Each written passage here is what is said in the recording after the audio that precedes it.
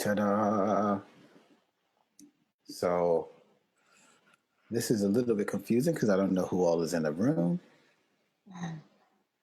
That's the only thing that I'm quite not. Okay, good. I can see people jumping in. Hello, everybody. Take a seat. I guess that's what you say when you're at a seminar and you're on stage. You say, hello, come in, take a seat, get comfortable. 皆さんウェビナーへ本日はようこそお越しくださいました。This is a little bit confusing because I don't know who all is in the room.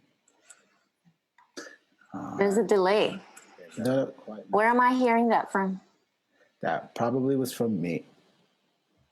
What about now? Can you hear that? I can hear you. Okay, good. So if you have, just so everyone knows, tonight we are streaming here on Zoom. We should have enough space for everyone to fit in like the last one, but we're also streaming on Facebook on the Japan for Black Lives Facebook page. So if for any reason you have a friend that can't get in, just let them know that we're also streaming live on the Japan for Black Lives Facebook page. Okay? 本日はですね、前回と違ってウェビナー形式で、この Zoom 配信を行っています。万が一なんですが、もし定員に達してしまって入れない場合ですとか、そういったことがあれば、JP for Black Lives の Facebook のページ、からご覧いただけますので、もし周りに入れないでいる方がお友達などいらしたらそのようにお伝えください。Yeah. All right. So let us begin. Good evening, everyone, and welcome back. First, I want to say thank you to all the people that came to the last one. Like all the people, it was. I think we had something crazy like 2,000 plus people watching across the three platforms that we had. So yeah, thank you for that support. It went super long, and then even at the end, I was still on Zoom looking at 400 people still watching, and it's nice to know that in 2020 people still have that much of an attention span. Because, people have really short attention spans. まずはですね、前回もこの第1回目のパネルをご覧になってくださった皆様ありがとうございました。合計3つぐらい、3つのプラットフォームだったかなから2000人近くの方がご視聴いただいて、そして今日もですね、お越しいただきありがとうございます。So we figured that this panel would not have as many folks as the last panel, and that is actually kind of good. It's not about quantity, it's about the quality. We want people who want to know. So thank you, everyone who came back. Our focus for Break the Silence, Break the Violence is for people in Japan who are part of the street dance community, who do Black music, and who are DJs. And if you DJ, let's not front. You're not DJing classical, you're DJing Black music. So it's for you guys mainly. で今回のこの沈黙を破ろう、そして暴力をやめようというこのコンセプトで行っているパネルなんですが、主に、ダンスをストリートダンスをやっている方々ですとか、あと音楽に携わっている方々、そして DJ の方々に向けて向けてのパネルとなります。But because it's geared toward those particular people, doesn't mean that everyone isn't invited. Everyone is invited. でとはいえですね、それ以外の方に無関係だというわけではなくて、さっき申し上げたようなダンス、音楽、DJ といったことに携わること以外、携わっている方以外の、方ももちろんウェルカムですし、共に学んでいきましょう。Today's topic will be about stereotypes and cultural appropriation.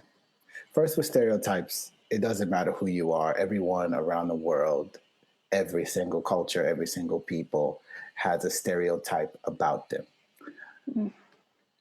今日のテーマはですね、ステレオタイプとあと文化の登用というものになります。ステレオタイプに関しては、世界のどこに行っても存在するものですので、皆さん馴染みがあると思います。The next one may be a little bit more of a foreign concept to Japan. Cultural appropriation. Cultural appropriation, as I found out from the last panel, is an extremely foreign concept to Japan. We, as Black people, especially Black people from the diaspora, have had everything taken from us. Literally everything taken from us. The only thing that we could carry with us on the slave ships oftentimes were our memories. Therefore, we've had to rebuild our culture. And after rebuilding our culture, even that stuff was being taken. Therefore, we hold our culture very, very close to us. And it is a big offense when people abuse our culture. That is why cultural appropriation is a very big deal for Black people from the diaspora in general. で先ほど言ったステレオタイプというものに対して、この2つ目のトピックですね、文化の登用というものは前回のパネルを見るからして、日本人の方々には少し馴染みのないものなのかなという感触を受けました。私たちが、奴隷として船に乗せられてアメリカに連れてこられた時に持ち込むことが許されたのは私たちの記憶だけです。形なきものですね。ですのでそれをまたアメリカという国でまた自分たちのアイデンティティを再構築してで、それを再構築した後にそれすらをもまた自分たちの手から取り上げられるっていうことに対して大変抵抗があり憤りを感じています。だからこそ私たちは、それを文化の登用というふうに、呼んで、それを守ろうとしています。And with that said, let me begin to introduce the panel. So, guys, I guess I'll do the whole intro. I was going to say your name and have you introduce yourself. I'll do it. I'm okay. All right. First up, because he's nodding his head, it's my man, B-Boy Why Not. Why Not is the Senior Vice President of Rocksteady Crew. And I'm going to tell you also why I have these particular people on the panel. So Why Not is Senior Vice President of Rocksteady Crew. And if you didn't know, which means he's a B-boy. And if you didn't notice, he's not Black, right? So this is why I have him on this particular panel. This panel is about cultural appropriation, what to, what not to do. I've known this dude for like 20 years now, Dunny. That's what it feels like. And well, it's been 20 years. Why not? For real. I met you when I was 27. I'm 47 now. And I have not one time ever felt that this man was appropriating the culture. So for me, he is a great example of what to do and how to approach and to be in the culture. はい、ではパネリストの方々の紹介をしたいと思います。まずは、Why Not さん、ロックステディクルーのシニアバイスプレジデントであり、でブラックカルチャーの方ではないとで、僕はと彼の関係は20年来のものであり、でその時間を共に過ごす中でそのなんていうのかな、違うカルチャーから彼は来てるわけですよね。一度も自分たちの文化を盗用しているだとか、あと何かブラックカルチャーから搾取しているのようなことを見たことはないし、とても信頼のおける友人であります。Yeah. Next up is A-Witch. A-Witch is an Okinawan rapper. I gotta give a shout to Okinawa. She has success in the music industry and rap music here in Japan. And if you notice, she's not Black too. So her point of view will also be a part of this for this particular panel discussion. There's been a little bit of controversy around some of her music, and we're going to talk about that tonight. And I am just extremely excited to have her on this panel because she's actually cool as fuck. Oh, you don't have to translate that. 次は、A-Witch さんです。彼女は日本のラップシーンで大活躍をされている皆さんご存知だと思いますが、で彼女もまたですね、ワイノットさん同様ブラックカルチャーの方ではありませんので、今日も貴重なディスカッション貢献をしてくれると思います。よろしくお願いします。お願いします。Next up is my man, D. Sabela Grimes. He is a dancer, singer, artist, spoken word artist. Like, what is it? The only thing he doesn't do is fly, I think, honestly. And he's also a professor at USC, the University of Southern California. Extremely intelligent man who just happens to be an artist, is how I feel about it. So I always cherish his words and his point of view, and that's why I'm very happy to have him on this panel tonight. 次はサベラさん。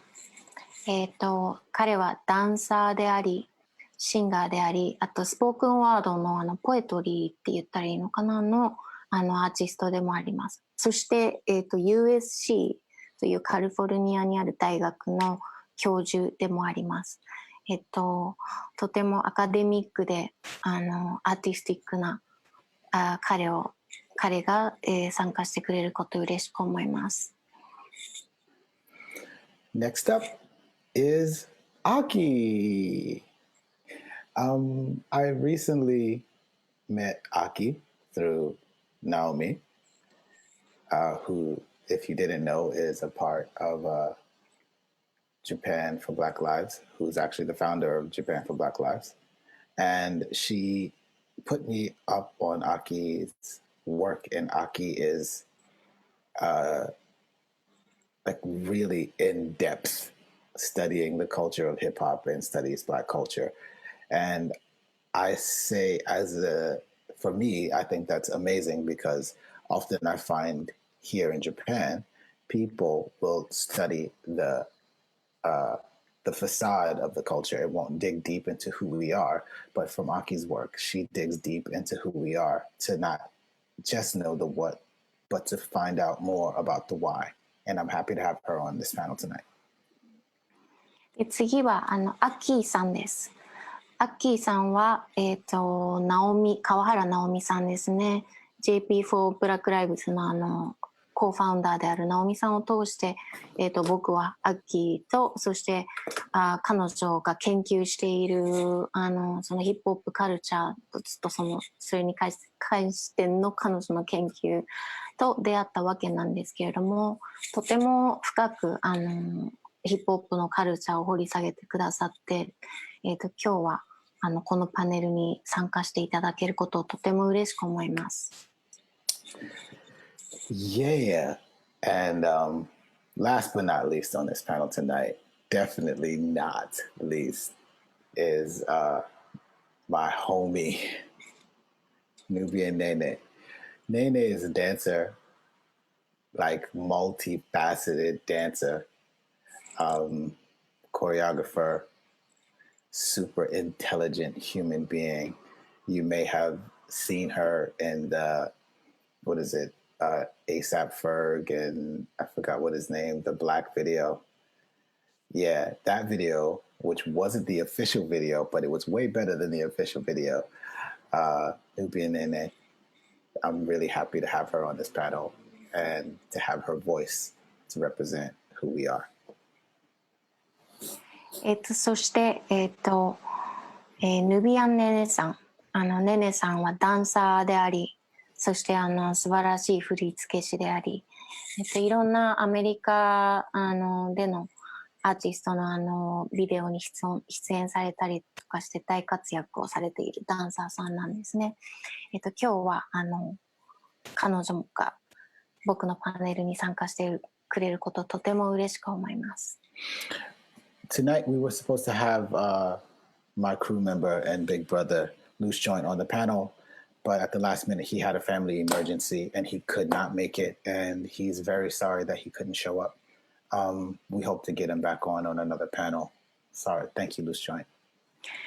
そして本当であればですね、フライヤーの方にお名前があったかと思うんですけれども、ルース・ジョイントさんが参加される予定だったんですが、ちょっと家族内で、緊急事態が発生したということで、今回は残念ながらこのパネルを見送ることになりましたが、次回の参加を楽しみにしています。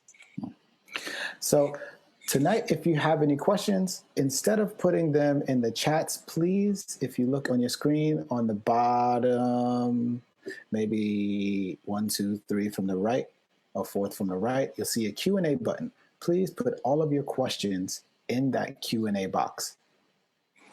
ですね、今日は前回と繰り返しになりますが、形式がウェビナー形式となってまして、形式違いますので、ご質問がある場合は、皆さんの Zoom の画面の下の方を見ていただくと、Q&A のアイコンがあると思うんですけれども、そちらをクリックしていただいて、そちらに、ご質問をまとめてくださいますと助かります。よろしくお願いします。The next piece of information is we are actually we paid to create this webinar. And I don't know if you know, creating webinars are pretty expensive. So we're asking for donations to support this panel discussion. The donation box, if you're looking, it's up on the top of your screen. You'll see the QR code. That's the donation box. We would appreciate any donations at all. 続いてもう一つお知らせがございます。今回このウェビナー形式でのZoom 配信を行うにあたって、出費がありまして、そういったこの運営に際しての出費がありますので、皆さんのお気持ちで結構です。ドネーションをお願いしているのですが。Right. Where did you say it was? The box? Yeah, you'll see the QR code.QR コードが皆さんから見えていると思うんですけれども、そちらの方を読み込んでいただきますとドネーションのリンクにつながりますので、ぜひよろしくお願いいたします。All right. So for my Western panelists, from the States, some of the questions may seem kind of rudimentary. The reason they may seem kind of rudimentary because in some cases here people have no reference to who we are or what we go through. So please, if you feel like the question is really simple, just bear with me and let's answer the question. All right. So I'm going to start off with, hey, I don't see it. Where'd you go, Image? I'm sorry, guys. There you go. I'm only seeing you. Okay. Yep. Let's go. Oh, there. Okay. So I'm going to start with my man, D. Sabella Grimes. You got to turn your mic on. All the panelists, please turn your mics on. It's okay. So, simple question. where do stereotypes come from? What kind of situations and where do you believe that stereotypes come from? まず一つ目の質問は、ステレオタイプはどこから来ると思いますか？ Okay, go ahead. Sorry. Yeah, so sounds like an origin question. Humans.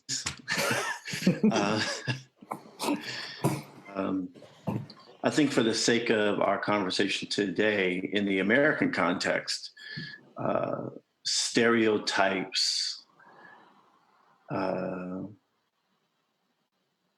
I mean, we know human beings, when they encounter difference, sometimes they'll exaggerate that difference in a sort of representation of an other, right? And that other could be within your own sort of ethnic group. It could be someone outside of your group. It could be a gender thing, what have you. But it's usually a projection. It's stereotypes are a way of generalizing how one group, a representation of how one group, quote unquote, is. I'm pausing for the translator. Okay, thank you. ちょっとステレオタイプはどこからというのとてもシンプルがゆえに答えづらいんですけれども、アメリカにおいては、例えば一つのグループの人たち、一つの人種の人たちがその他の人種の人たちとか、一つの性別の人たちがその他の性別の人たちのグループを例えば大げさに捉えたりだとか、何かしらの差別化を図りたくなるものである人はというお話だったんですね。で、それは、そういう行為を通して自分を自己投影している、自分を投影しているのではないかっていうお話でした。Okay.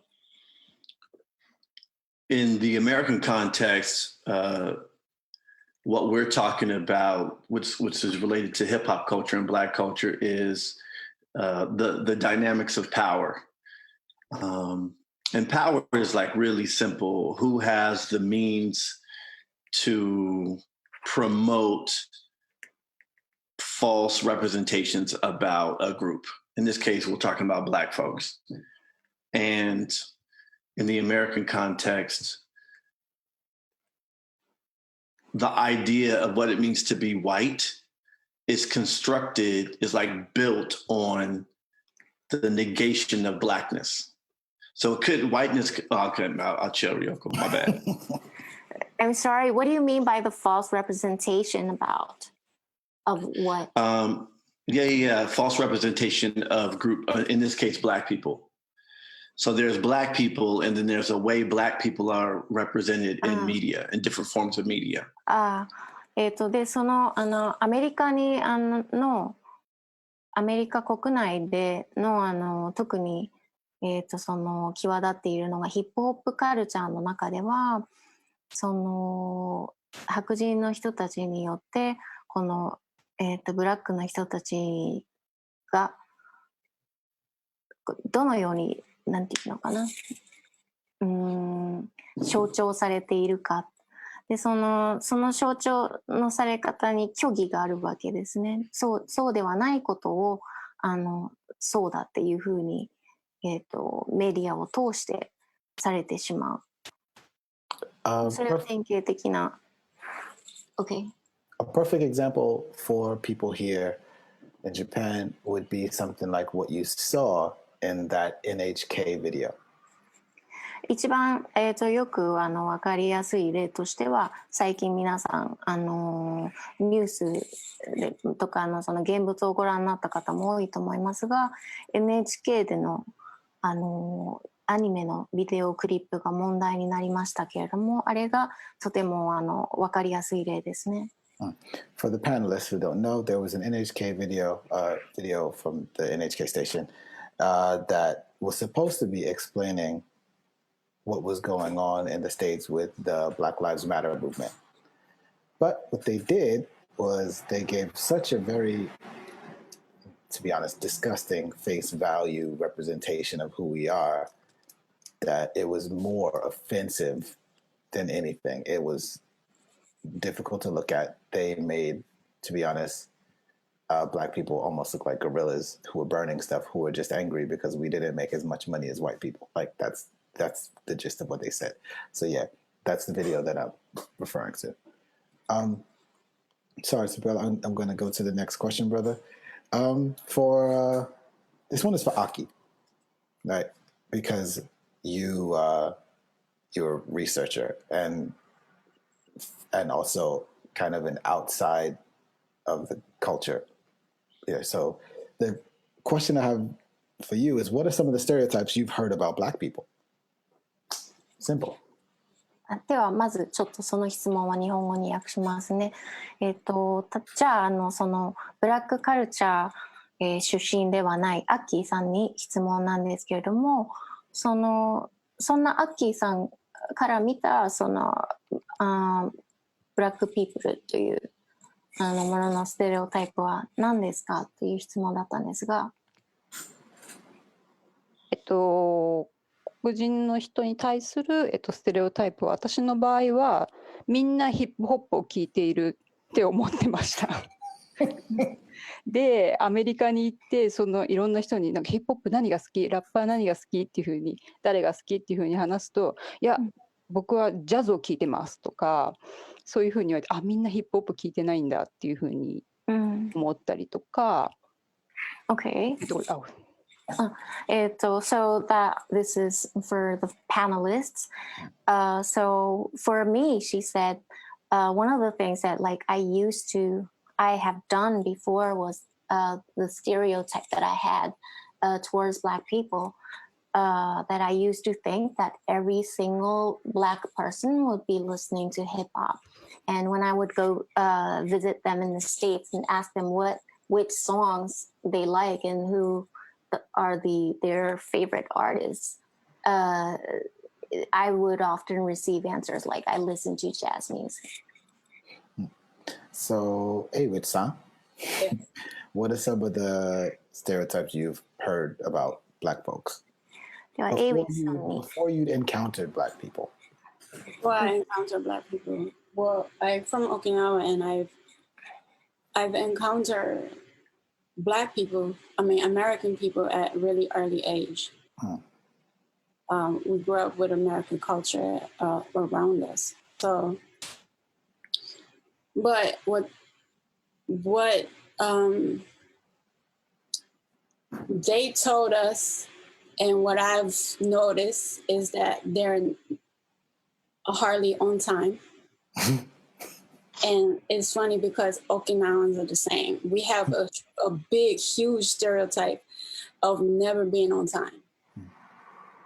And so moreover, more serious stereotype as I grow up and learn about American culture and what I've seen in Japan, what they think of Black people. The more serious one was like the criminalization of Black men. They would think in the bottom of their head is like they're scared of Black men when they see them, or they're about to do something bad. If you see Black people in like large numbers coming towards you, so they get scared. When it's not true. それ私が訳してもいいですか、それともご自分でお話しされますか。沖縄で育ったんでちっちゃい頃からアメリカ人とか特に白人だったり黒人だったりの人たちが周りにいたんで、そんなになんかこう大きくなってから黒人をどうこう思うかみたいなのがあんまりなかったんですけど、ちっちゃい頃っていうか、小中高ぐらいの時に聞いたり思っったりしたことは、黒人の人たちは時間にルーズっていうことです。で、それが面白いと思ったのは、沖縄人もめちゃくちゃ時間にルーズだから同じだねっていうことを笑ったりしてました。で、大きくなってもっとその黒人のカルチャーとか黒人を取り巻く環境とかを知るようになった時に、その日本人がこう言うこと、なんかこう何も考えないで言うことが、黒人の人が怖いとか何か悪いことしそうとか、なんかこう大勢で溜まってたらなんかこう悪いことしそうとか犯罪しそうとか、そういうステレオタイプはよく出会ったなと思います。Okay. Next question is for Nene. Who you are, Nene? Yeah. All right, good. So the next is still a stereotype question. How has stereotypes about Black people affected the way you move through this world? ではそのステレオタイプというものは、あなたにとってあなたが What do you mean by move through this world? Like career-wise? No. How she lives every day. How she literally moves through this world. あなたがその日常生活を過ごすにおいて、そのステレオタイプはどういうふうに影響していますか？ Okay. So I think the word is being more aware and conscious of your surroundings. For instance, what Awich said about lateness and being conscious of that and not necessarily associating it only to Black people being late, just understanding deeper, the reason of maybe how people move, and I think, for instance, if we think of lateness or tardiness, it's often seen and compared to the white world. So everything is always compared to the white world and how the white world works. Stereotypes such as I go into a store and there's this idea that I'm going to steal something or that I don't have the money to buy anything. And being aware, like I'm able to recognize people's behavior of their stereotypes that they have or they hold against me being a Black woman. So to me, it for me, myself anyway, I've learned to learn.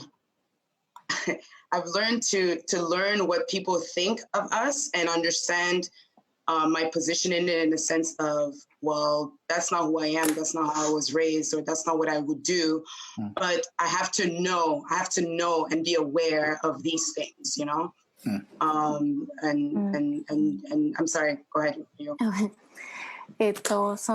私が日常生活の中で常々思っていることっていうのは、そのステレオタイプを意識させられる事柄が常にあるということですね。で、例えばさっきエイウィッチさんが言ってたようなブラックピープルはルーズだっていうふうに思われていますし、で、じゃあそのルーズさというのはどこから来るのかっていうと、それも白人の人たちの様式と白人の人たちの様式と比べて、比べられているという状態の上に成り立っているものです。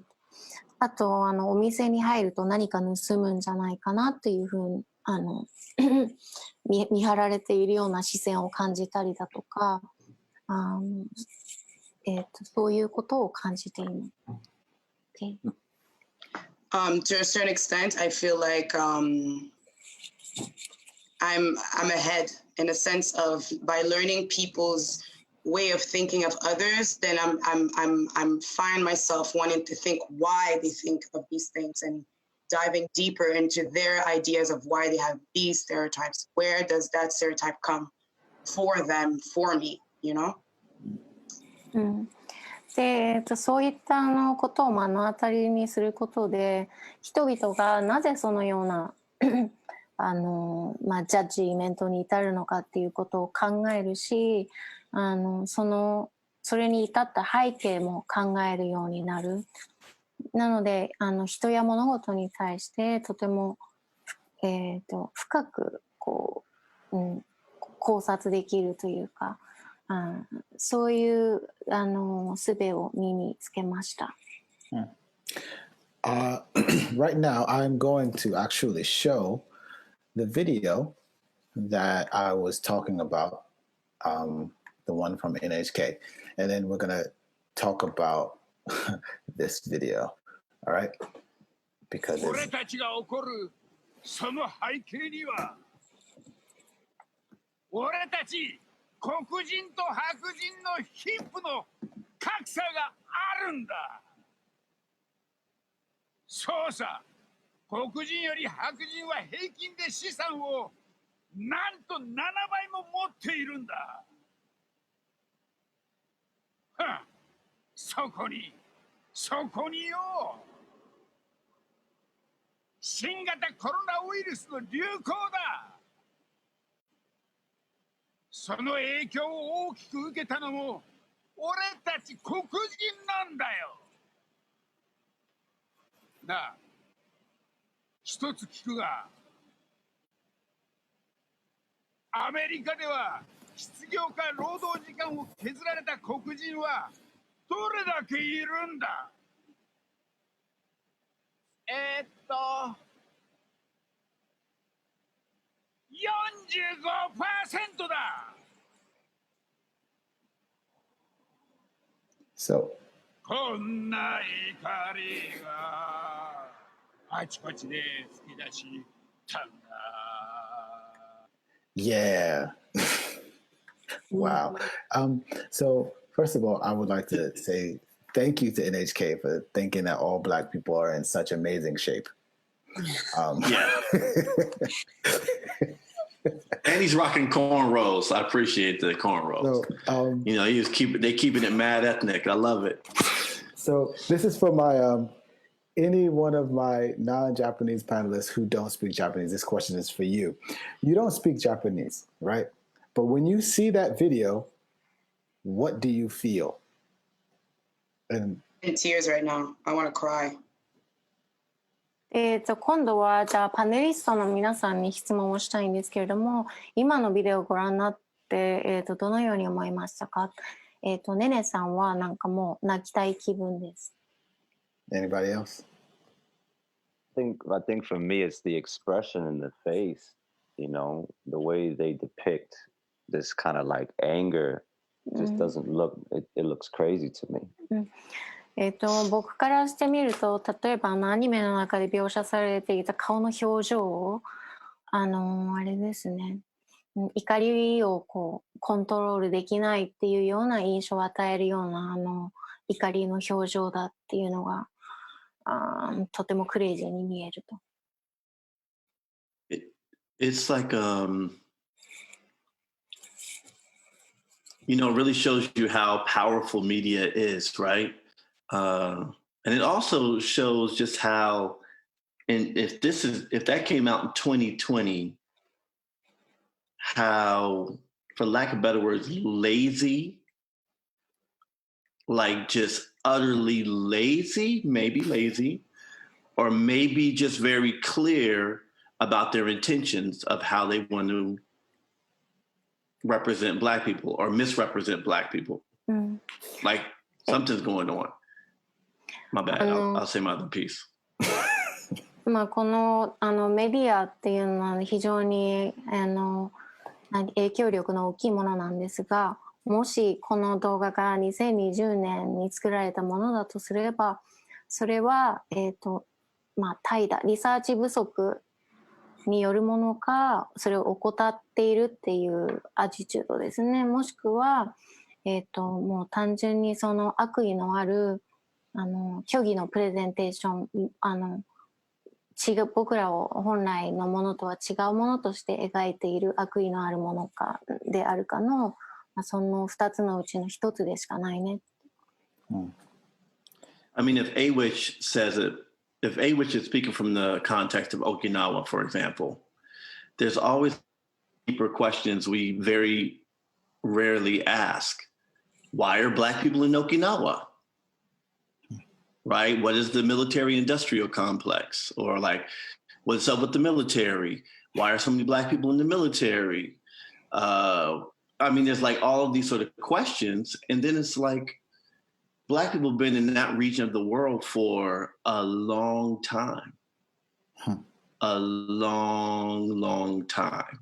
And this, if we're looking at NHK, we have to think maybe there's an agenda here. Maybe, I mean, stereotypes are about from a dominant culture. So if we're talking about Japan, we're talking about the dominant culture. It's not Black. So it's a way to assert power and control. I want to control the way people view Black people. They're a threat. They're angry. No question about, like, no sort of, interrogation or questions about why Black people are angry. Well, damn, just imagine if we just started there and we could just have dialogue about why the fucking hell we're angry or why we're never allowed to be angry. It's like power and control. Like, anyway, I'm gonna shut up. My bad. My bad, Ryoko.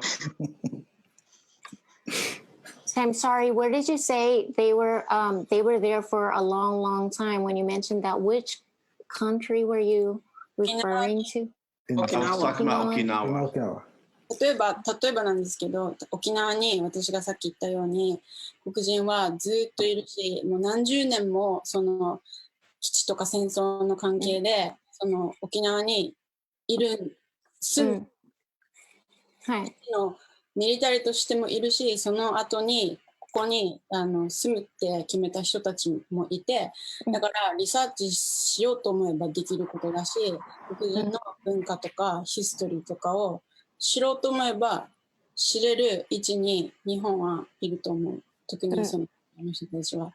なのにしないっていうことは何かのアジェンダがあるんじゃないかなって思っちゃうよね。そうです。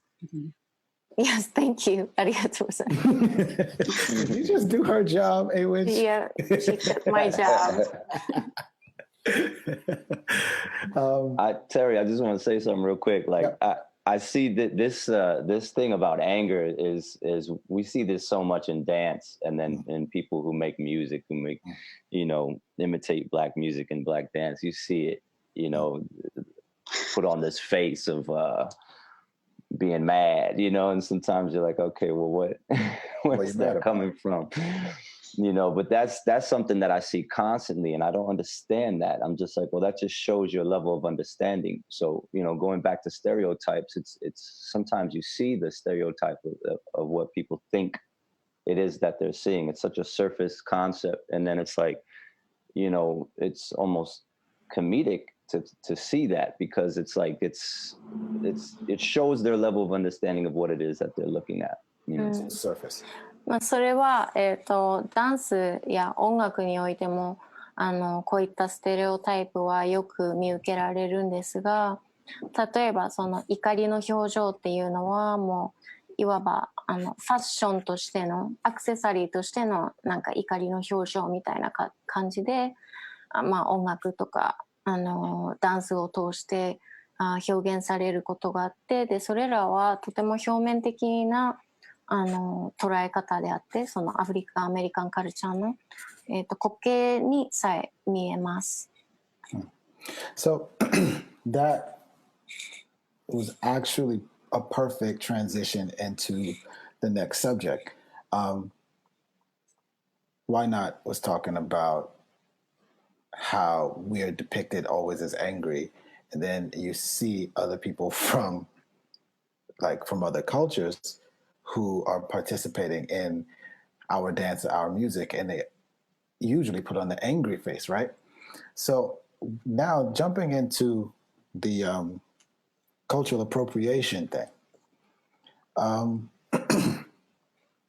how much do you think that stereotypes influence the way people appropriate our culture? I think that's a subject that people don't quite talk about. When people talk about cultural appropriation, they talk about it flat. But there's an influence of how people see us, and then they appropriate us. It's how they see us first, and then they appropriate us. So how do you feel stereotypes anybody can jump in on this question. Influence cultural appropriation. ここから次のトピックの文化の盗用に移っていきたいんですけれども、そのステレオタイプというものがまずあってから、文化の盗用っていうものが順番で言えばありますね。ですので、そのステレオタイプがじゃあどのように文化の盗用になっていくのか、ステレオタイプがどのように文化の盗用に影響するのかっていうことをちょっとパネリストの皆さんに聞きたいと思います。Anyone? まず、日本でこの、文化の盗用っていう現象っていうのがあんまりちょっとなんていうのすごい遠い話というか、なんか日本人ですごい理解するのが難しいっていうすごいことを自分でも思っていて、でなんかアメリカで起こった例えば文化の盗用っていうのを過去事例を見てもなかなかなんか分かるものもあれば、これちょっとよく理解できないなっていうものもあるんですけど、多分なんかこれ見てる人も多分分からない人が多いと思うので、そこら辺のちょっと説明というか例えというかそういったものをちょっと共有してもらうとありがたいかなっていうふうに思います。So what Aki-san was saying was that this, as Terry also mentioned in the beginning, that the cultural appropriation concept is something very foreign to the Japanese people. So what she said was that she made a suggestion that if you could come up with an example for the Japanese people to make them understand of what that could be, what exactly the cultural appropriation would be. I'll use the example that was used in the last panel. I think it was Vogue magazine where they had people in kimonos on the magazine, and it was just kind of like there's no reason why. It's fashionable. It's cool. Let's wear a kimono. So I know for Japan, that's not seen as a negative at all. But people in the States were saying, hey, that's cultural appropriation. So cultural appropriation, for me, is almost the same as racism. It's about the dominant using the less powerful.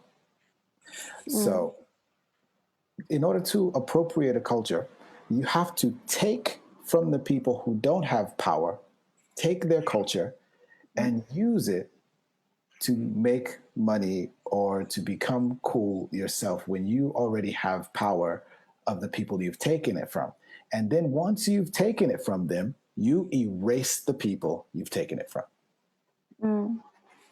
例えばじゃあ僕が最後のパネルから一つ例を挙げるとすればボーグマガジンで誰って言ったっけな、誰か白人のモデルの女性がですね着物を着てボーグマガジンで撮影をするそんな文化の盗用があるんだよっていうお話をパネリストの方からそんなお話があったんですけれども、それは、日本の人々からするとネガティブなものではない。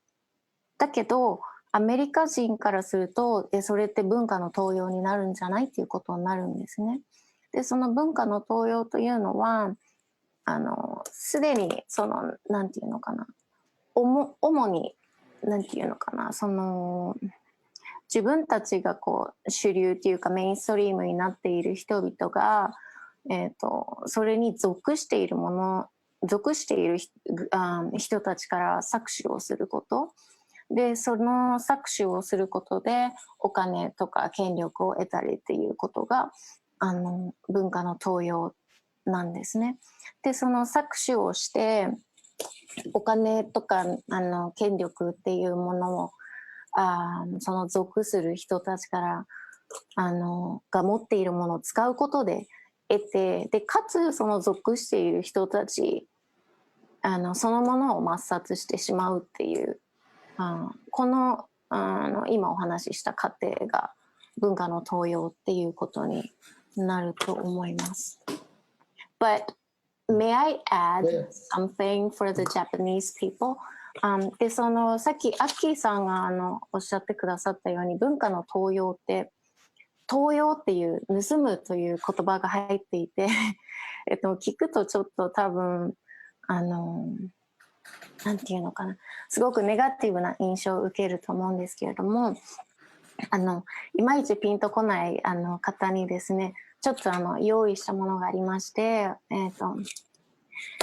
多分まず日本人っていうのは自分が何か全ての人がそうではないんですが、自分のなんかオリジナリティを何か世界に発信するっていうよりも、割とこう受け身で何かを取り入れるっていうことの方が得意なのかなっていう印象なんですが、まあ例えばどんな国の美味しい料理も食べられるし、CD を買いに行けばどの国の音楽もそれぞれ各々のカテゴリーとジャンル分けちゃんとされていて、それにアクセスがあるわけですね。でそれが最初ブラックの人たちの血の通った、例えばじゃあ音楽において言えば彼らの血の通った作品だったはずのものなんですけれども、それが日本に来るというプロセス、言語の違い、あと文化の違いとか、あと解釈の違いとか、住んでないからね現地に、あとそのメディアを通してのラベリングとか、あと何々系みたいな感じでこうまあくくらないと人に伝わらないっていうこともありますし、そういう扱われ方のフィルターを介して我々の手元に届くときには、もうなんだろう、その他のアフリカアメリカンの人たちが作ったものではないものと一緒に並べられていて、ここから選んでくださいみたいな形になっているわけですね。でそれをじゃあ今度自分たちが選ぶっていう意味になっていて、でそのたくさんあるオプションの中から、もう選ぶっていう行為に私たち日本人って慣れすぎているのかなっていう気もするんですね。だから最初本来であれば誰かの生き写しっていうかアイデンティティだったはずの音楽がなんかもうたくさんあるオプションのうちの一つになってしまうっていう、例えば音楽で言えばヒップホップだったらヒップホップにその音楽についてくるファッションとかカルチャーとかシーンみたいなのもありますし、それがそういうなんか手軽さがこういつの間にか音楽が好きだからって言ってそれにのめり込んでいったはずなんですけれども、なんかこういつの間にか形骸化してしまったっていうことが起こったんじゃないか。それを向こう側から見ると、このパネリストの方々から見ると、それはもう盗用を自分たちのものが持ってかれたっていう感覚になるんですね。だからここで大事なのは、なんかそんななんかいきなり文化の盗用とかってバーンって言われてもって言ってなんか保身に走ってしまうのではなくて、自分が反対側に回ってそれってどういうことなのかなっていう想像力を一度働かせてみて考えてみると、もうちょっとなんか理解がしやすいかもしれないですね。I think you might have. Yeah, to the panels. In English, you want me to? Yes. Yeah, I was explaining how us as Japanese people, we like the Japanese people are like, I'm not saying that like all Japanese people lack in originality, but I think we're more good in taking in what we are giving or what we see around the world. So as you may know, like we have the best of Chinese cuisine, Italian cuisine, and all of that in Japan. As we are good at I don't necessarily mean this in a bad way, negative way, but like mimicking. So as in music, I was saying that at first it was supposed to be a work of craft. And it was something that it was created as someone's identity. But in the process of being imported into Japan, being that music, having that put through the filter of the language barrier or the translation or how it's interpreted or how it's labeled, like through the Japanese media. And once that piece of someone's heart or craft, once we have access to that on our side, after being put through all that filter, it becomes a product instead of what it originally was. So I was saying that, like, and we on the other hand, like on the very end, we are the consumers. We take that when we choose those from other stuff that's on the shelf along with it. And so as in music, it comes with the fashion and it comes with the culture and it comes with the scene. So when it's given to you as just one option of what you can choose, you feel like, I have to get those. I gotta get those shoes with that dress because it just becomes something that you consume or you do instead of feeling it or living it or even creating it. So and the most important thing is that, like, all of this happens within our subconscious, or it just happens. It's like a lot of this was not done intentionally. So that's, I think, is the scary part of what stereotypes could be. Yeah. So I'm going to say back. Something? Go ahead. Yes. I just wanted to say something. Just in the terms of appropriation, I'll give an example. So Black people there's a long history of hair. Our conversation through hair, what our hair means, how we've been treated because of our hair, how we had to go through processes of hiding our hair, or it was too beautiful, or it was too something, so we had to hide it. From now having to hide it, we came with ways of being creative and still be creatively speaking who we were through head wraps or any type of, headwear. But still being really, beaten about it. I'm going to leave it at that and then I keep going. Okay. まず例えばとても分かりやすい例で言えば私たちの髪の毛に携わることに関してステレオタイプとか、そういった文化の登用に関連するものがたくさんあると思います。私たちの髪っていうのはそれが原因で例えば虐げられたりだとか、とても扱いづらかったりだとか、あととても目立つので、それを隠そうとする歴史っていうのがずっとありました。でそれを隠そうとする歴史の中で例えば皆さんが見たことあるようなエリカ・バドゥがやっているようなヘアラップですね。髪の毛を巻いたりだとか、あといろんなヘアスタイルにしたりだとか、そういうなんていうのかな、隠そうっていうことを隠したい、どちらかといえばなんかこうネガティブじゃないですけれども、ネガティブとまではいかないんですが、隠したいっていう気持ちがなんかもっとクリエイティブになろうっていうようなことにつながったっていうプロセスがあります。Okay, please continue on. So from the afro to the cornrows to the braids to the locks to your natural state of your hair, there's always been something attached to it.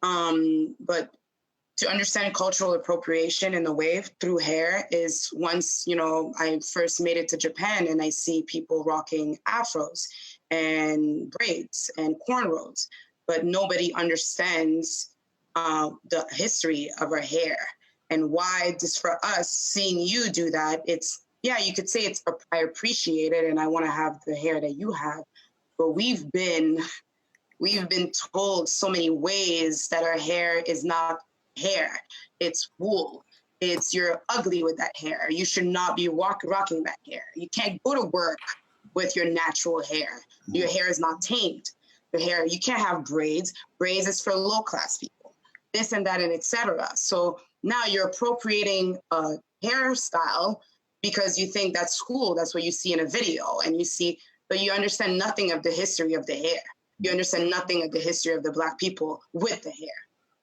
That is a cultural appropriation.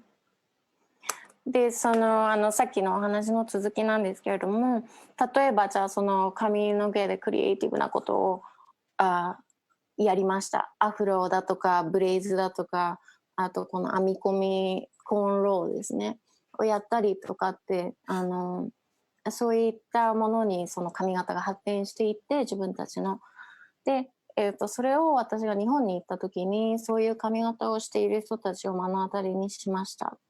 であなたたちに日本の人たち曰くそのあなたたちに対しての憧れから素敵ねっていう意味でやってるってその言いたいことは分かるんだけれども私たちはそのさっきも言ったようにその髪型がなんか例えばそれ髪の毛じゃなくてウールだって言われたりだとかあとそのなんていうの会社に通うのにふさわしくないって言われたりだとかあとその見た目が良くない全然美しくないっていうふうに言われたりだとかそういった歴史を積み重ねてきているという事実もあるし自分自身もそれを経験しているときにやっぱりその部分は置き去りにされていやなんかクールだと思うからビデオでやってる人たち見たからっていうことで同じ髪型をされるそれが文化の盗用だと。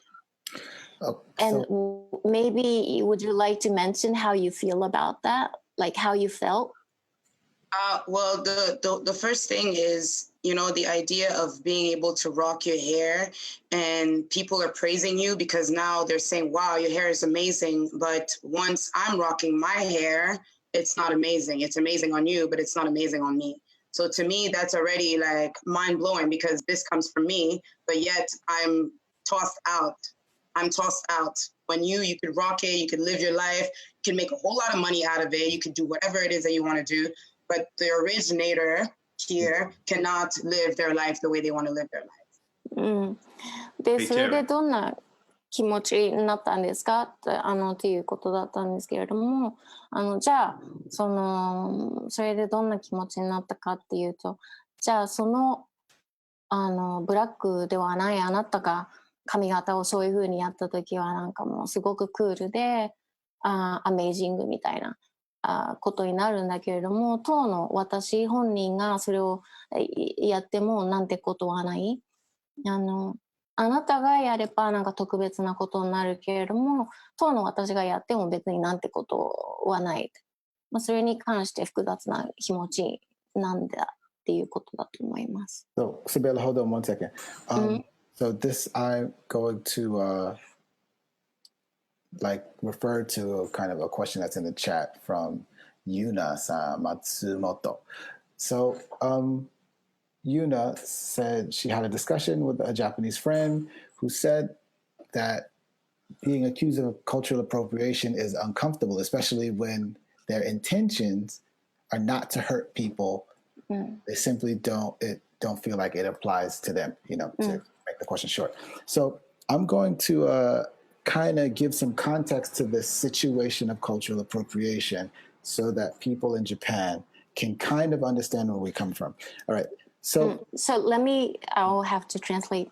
で、ご質問をいただいてまして、ユナさんという方からご質問をいただいてまして、その文化の盗用に関してなんですけれども、文化の盗用っていうふうに言われると正直ちょっと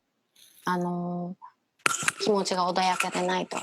で、特にその意図的にその盗む盗用をしたつもりもないのにそのように言われるとちょっとしんどいです。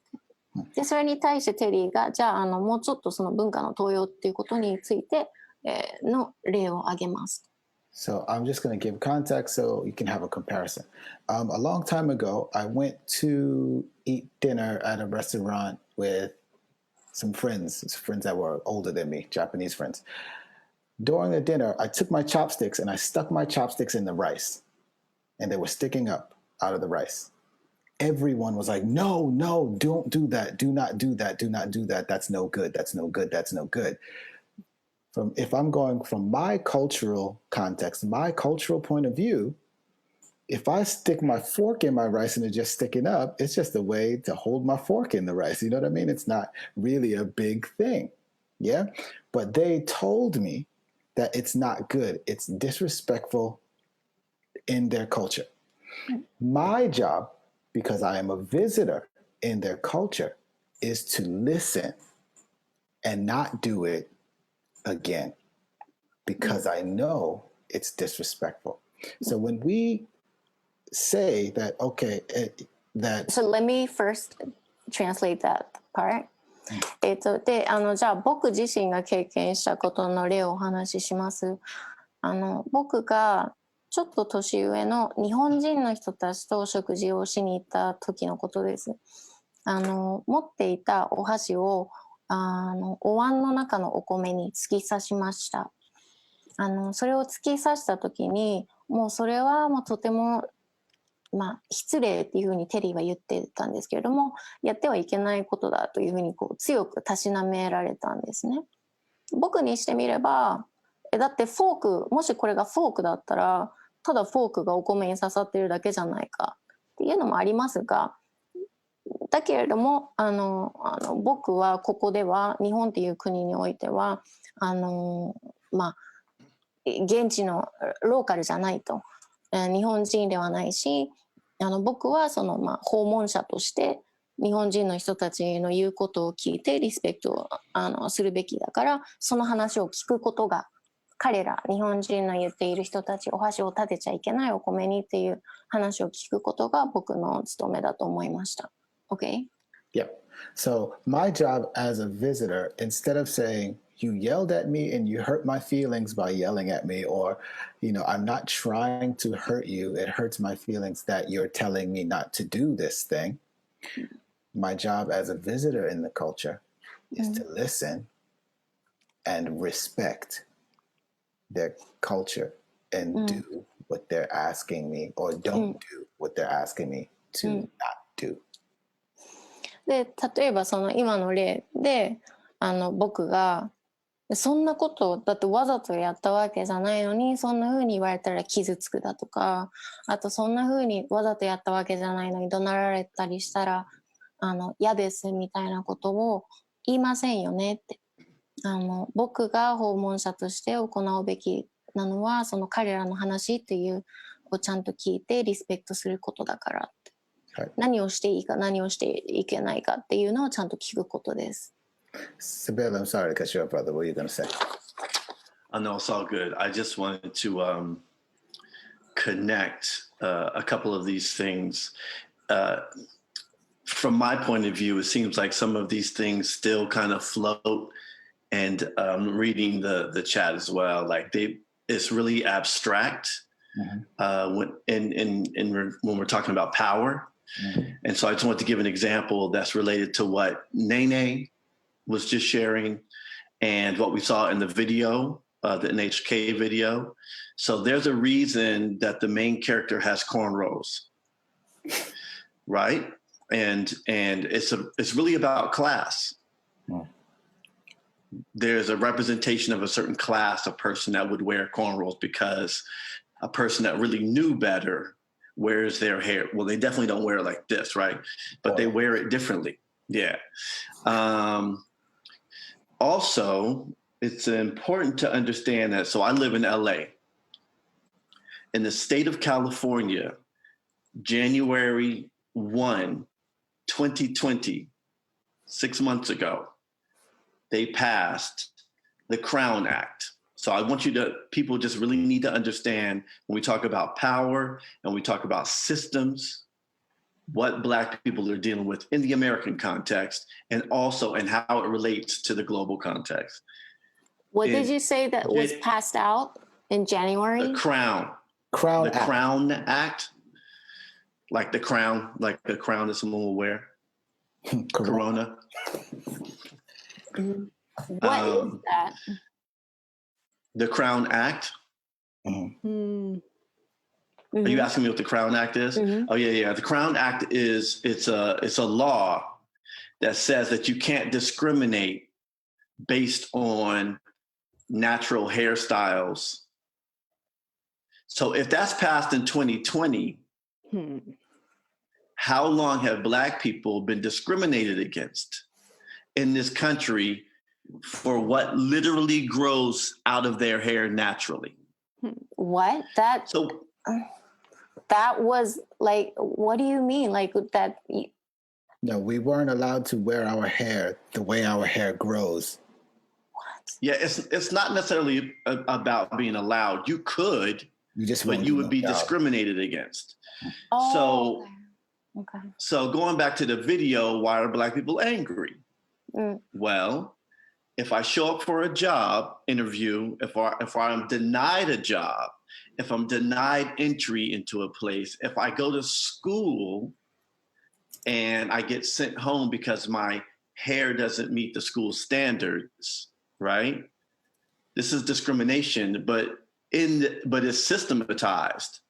So if I'm sent home or if I don't get a job, that means I can't provide for myself, for family. So there's all of these sort of barriers that we're just talking about hair. Mm-hmm. So that also means that we live under a constant state of duress or harassment or oppression. And there's a spectrum of how this shows up, right? Or cruelty. And so,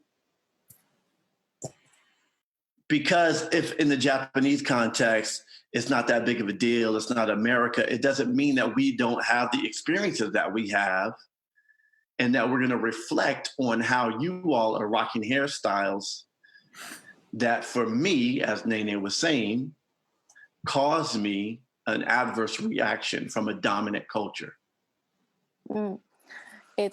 さっきねねさんが髪型の話をしたと思うんですけど、それと合わせてさっきの NHK の動画でその真ん中に立っていた男性がコーンローといって地肌に沿って編み込みをする髪型でアニメの中で描かれていたと思うんですけれども、その髪型をする人々っていうのはなんか低所得って言ったらいいのかな、ある特定の層の人たちのことを象徴する髪型であるっていうふうにおっしゃっていて、で今年ですよ、2020年の1月にカリフォルニアでようやくクラウンアクト、クラウンっていうのは頭ですね、髪の毛とか、それに関する法律っていうのが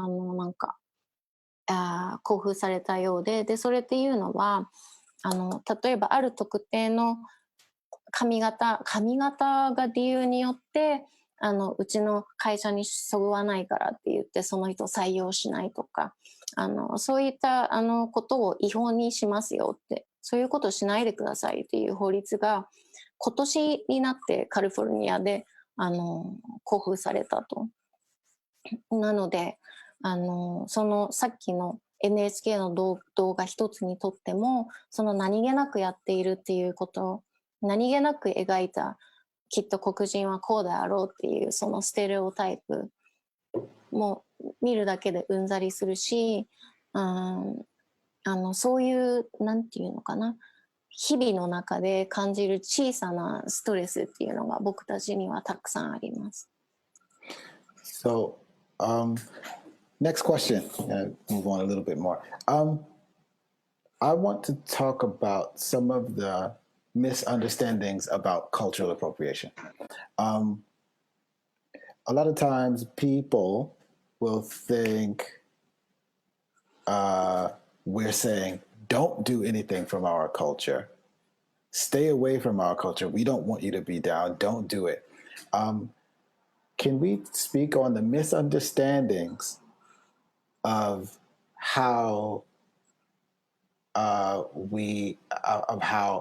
cultural appropriation, which means let's talk about how it's not that we don't want people to take part in our culture. Let's talk about how that's not true, but we want people to act a certain way when they join us in our culture. じゃあもうちょっと話がまとまる方向に向けてですね、文化の登用っていう言葉が出てきたときに、僕らの文化に親しんでほしくないっていうわけではないんだと。例えば僕らがやっていることをやってほしくないとか、そういったことは一切ありません。で、ここのパネリストの人々に聞きたいのは、それをやってほしくないのではなくて、じゃあどういうふうに接したらいいのか、彼らの文化をどういうふうに自分たちに取り入れたらいいのかっていう例を挙げてください。So this question is for why not. One, have you ever felt uncomfortable in the culture, as if people didn't want you there? And if you felt like that, and how did you handle it? How did you solve that particular situation? じゃあ例えば Why Not さんに質問です。あなたがブラックカルチャーから白人としてここにいてほしくないっていうような無言の圧みたいなものだったり疎外感っていうものを感じたことは今までありませんでしたか？ OK.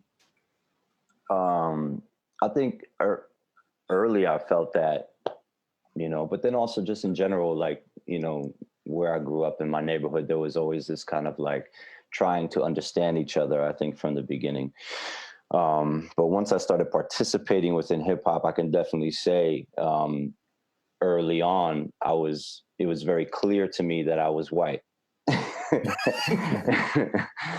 It was told to me, I was reminded that I was, and there were certain things that I realized that, maybe that I've done that were wrong.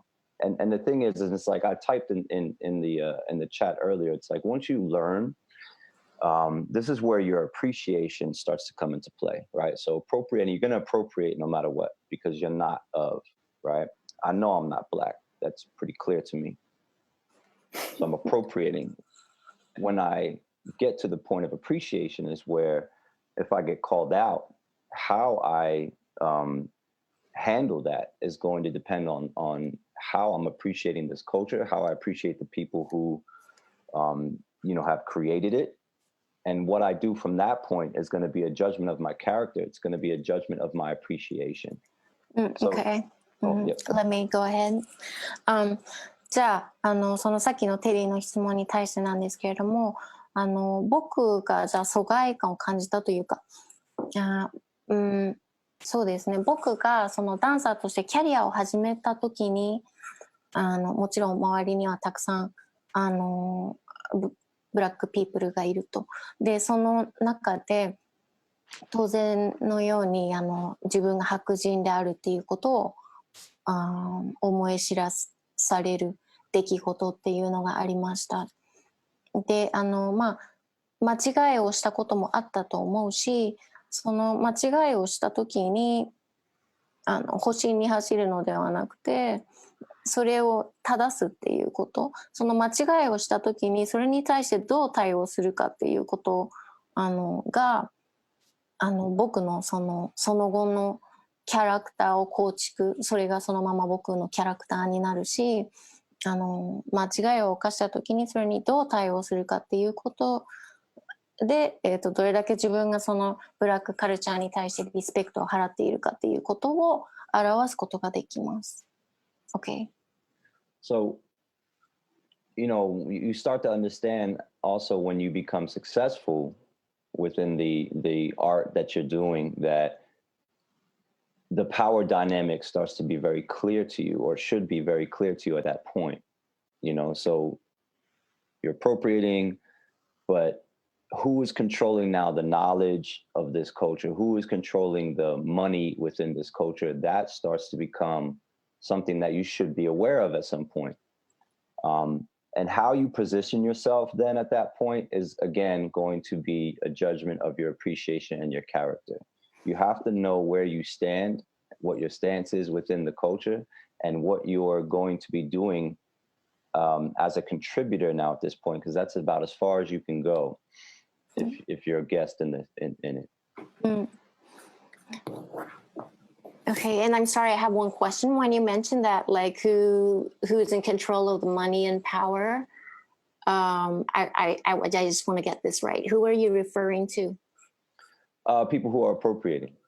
So Okay. that there's the thing is that about erasing what came before you. So if you step into a culture and you start to you know, become successful, so you're getting financial gain, you're getting respect, you're getting all these types of things. Now, it would be up to you to put forward the people that you've learned this thing from, or it's just all about you all of a sudden, and then now you're in control of what's happening, you know, and that wouldn't be fair. Okay. Thank you. ですね。で、さっきのお話の続きなんですけれども、まず自分のスタンスを、なんていうのかな、ブラックピープルがたくさんいるところに自分が飛び込んでって、自分のキャリアを構築していく中で、自分のスタンスが、どういうものなのか、どういう立ち位置でどんな風にそのカルチャーに自分が貢献したいのかっていうことを明確にすることがとても大切です。で、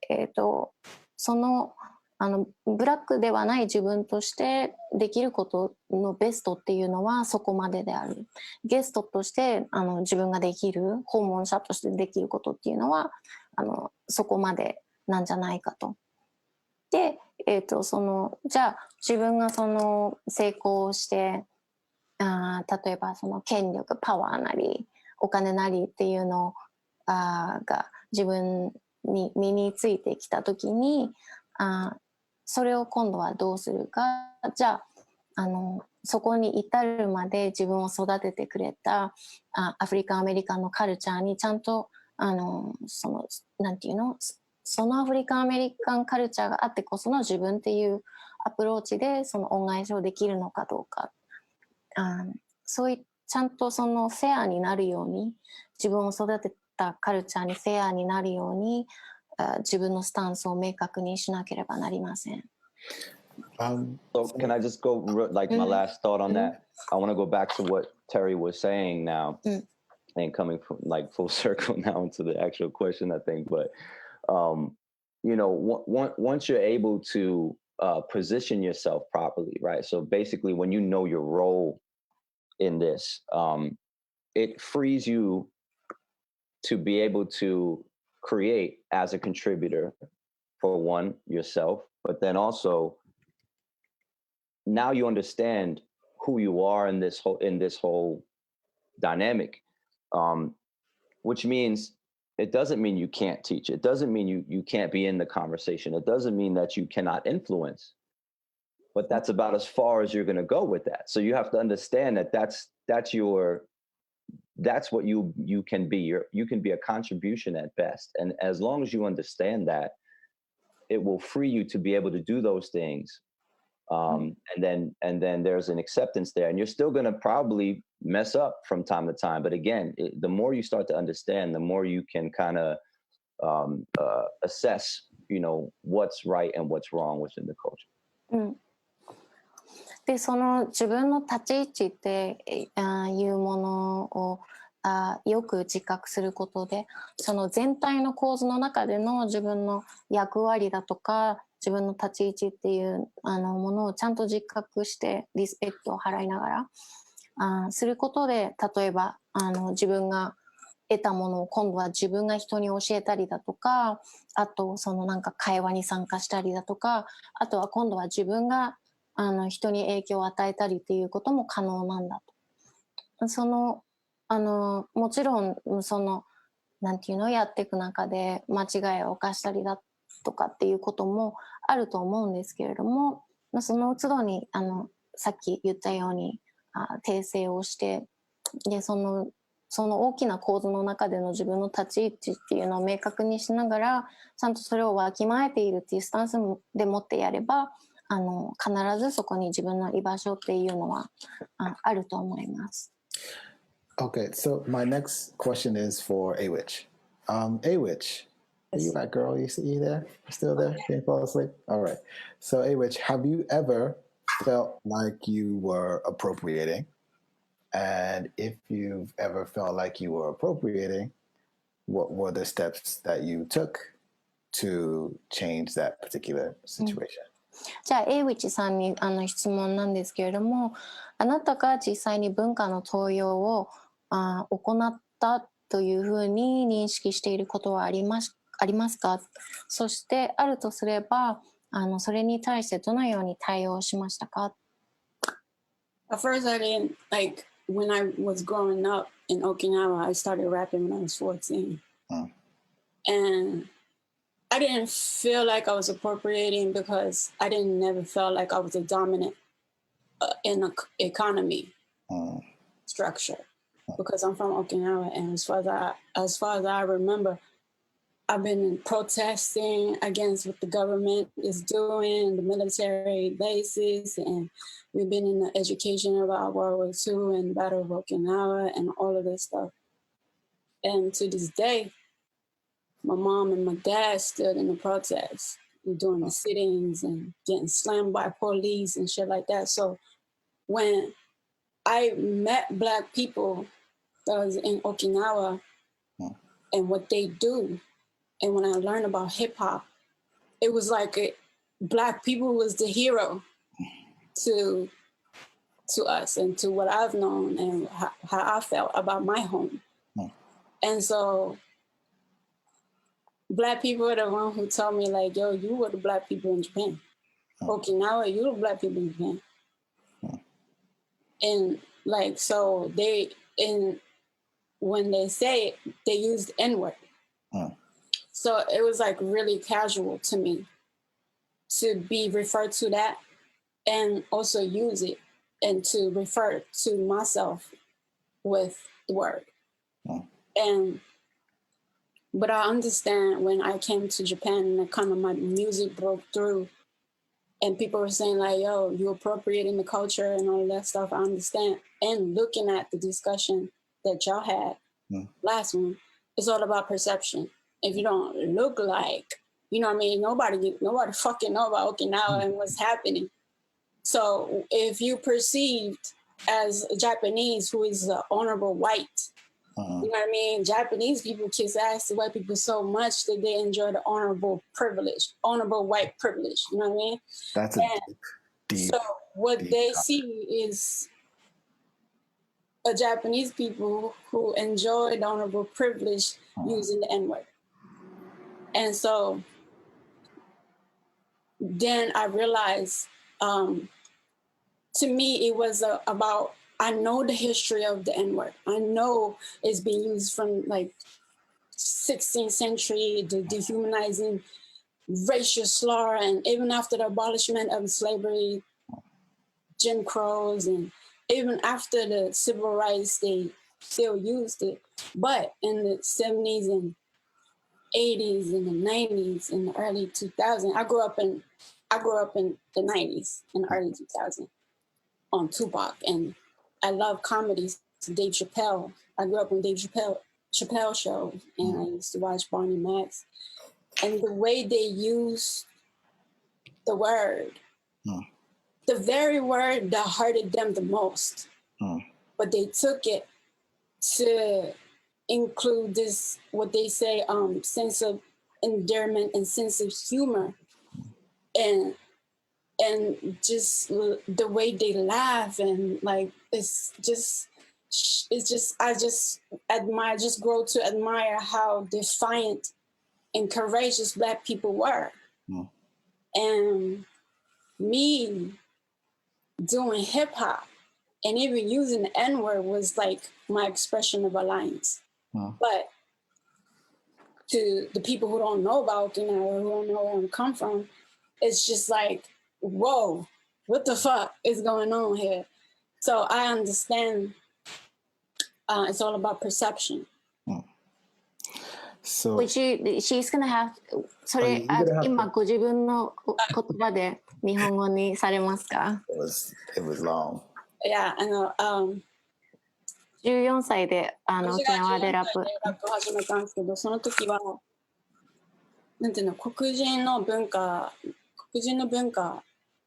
がとてもなんていう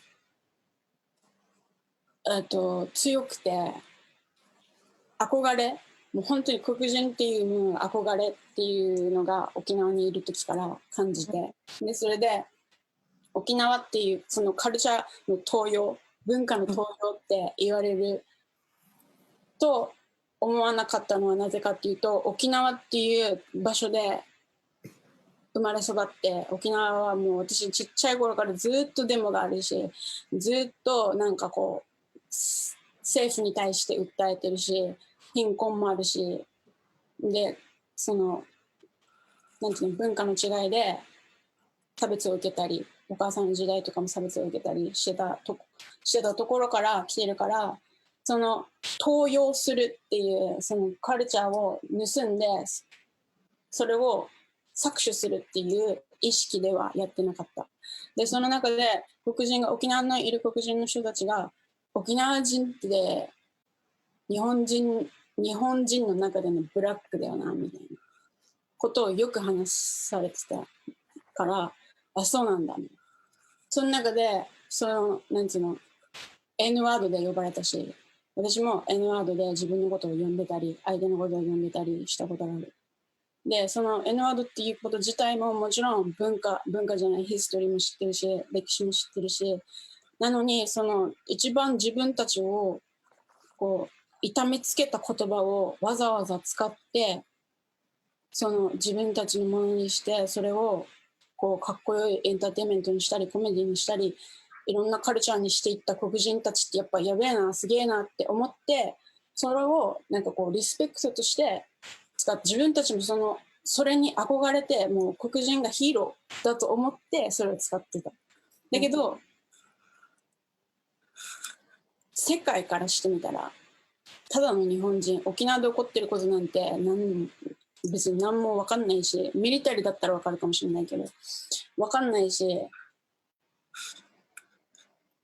日本はその白人のなんていうんだろう、もうめっちゃ白人にペコペコしてる、白人が大好きみたいな感じになって、白人のそのなんていうんだろう、プリビレッジってなんていうんですか、特権みたいなのをなんかこうエンジョイしてる、どちらかというと白人の特権をエンジョイしてるような人種だと思われてる中で、そのラップをガンガンやったり N ワード使ったりしてるの、こいつ誰みたいな感じになるんだっていうのは本当になんか人気が出てきて分かったです。沖縄の中では沖縄のことを知ってる黒人しかいないし、沖縄のことを知ってる人たちしかいない。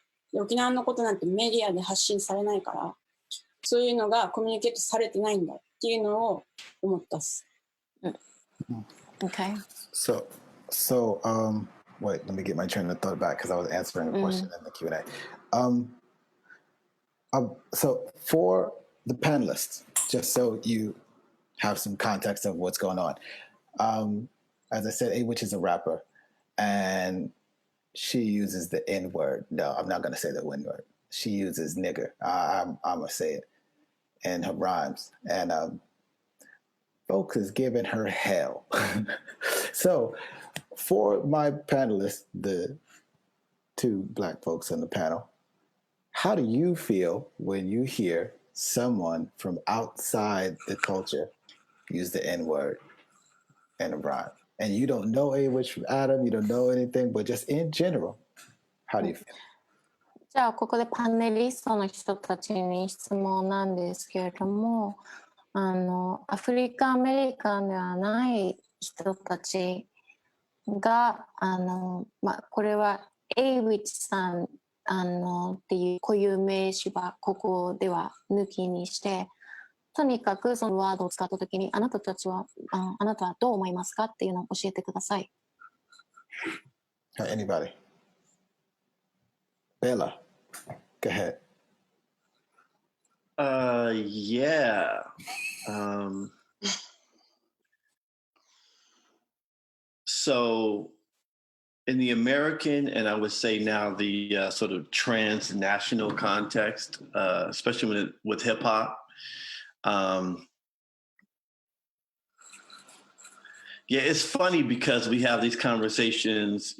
Well, you know, I teach these lecture classes, and it seems like every semester, the students in my class want to have a conversation about whether they can or cannot say nigga, right? And I usually just respond like, that's foolish. Because white people have been saying that and say it to this day and really don't need, like, the whole facade of needing permission is silly to me. We just happened to reach a place where it wasn't socially acceptable in America for white people to blatantly say it. So they'll say it more behind closed doors in an email, on a conversation, but they say it, it's their word.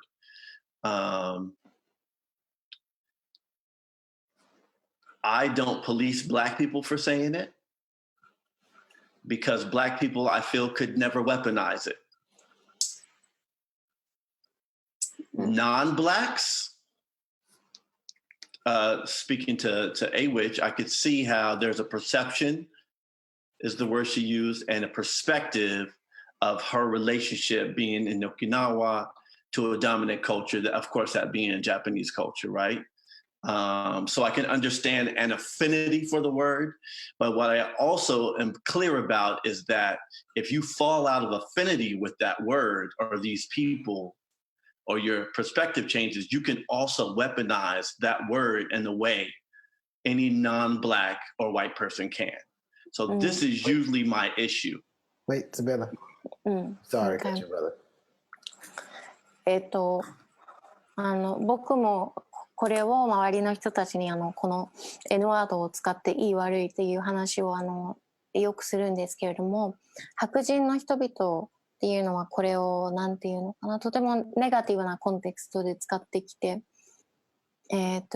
僕らのに対しても使ってきたし、僕らのいないところではもっときっと使ってるだろうし、そして、これがなんていうのかな、人を傷つけるものになりかねないものになるんですね。この状況は白人の人々がそういうふうに使ってる。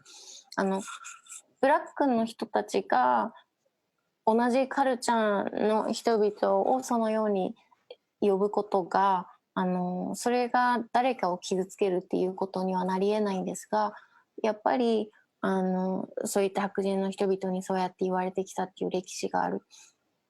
そしてエイウィッチさんで言えば沖縄というちょっと特殊なさっき彼女がお話してくださったようなお話ですね。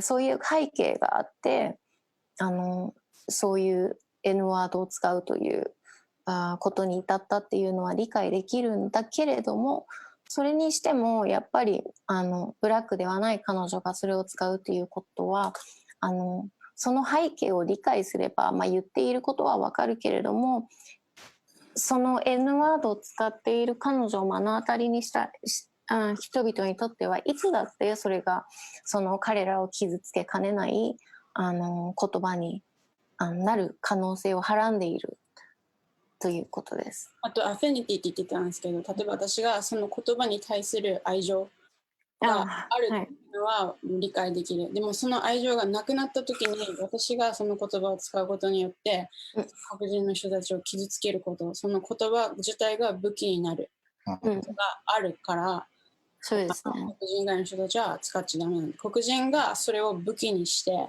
黒人たちを傷つけるってことはまずありえない。だって黒人のが傷ついてきたものだから。でもやっぱ他の人たちがそれを使ってそれを武器にして誰かを傷つけるっていうことが、なんていうの、好き嫌いの今好きかもしれないけど、もし嫌いになった時にそれを武器にすることができるから危ないんだ。ねねさん。Yes, go ahead. So I really appreciate the points that Sabella has brought up, such as policing even Black people around, saying the word. And I personally don't use it, I'll sing it, in the songs that we have, but I'm not necessarily one to utilize this word in my day-to-day conversation. And also being from Canada, where there's also a different historical, idea of it, just because the Black Canadians, if you want to say, it's a completely different understanding and environment where that word has that weight that it has in the States, but even a little bit more because there's less Black people in Canada. So then for us, even, it's just like that thing that we don't want to even perpetuate that word. Should I say that for a second, Ryoko? Okay. Wait, Haki-san, I didn't forget you. I'm coming right after this. Okay? I just want you to know I didn't forget you. Nene, I'm sorry. Let me ask you one thing. Can you speak a little bit on what you mean by perpetuate that?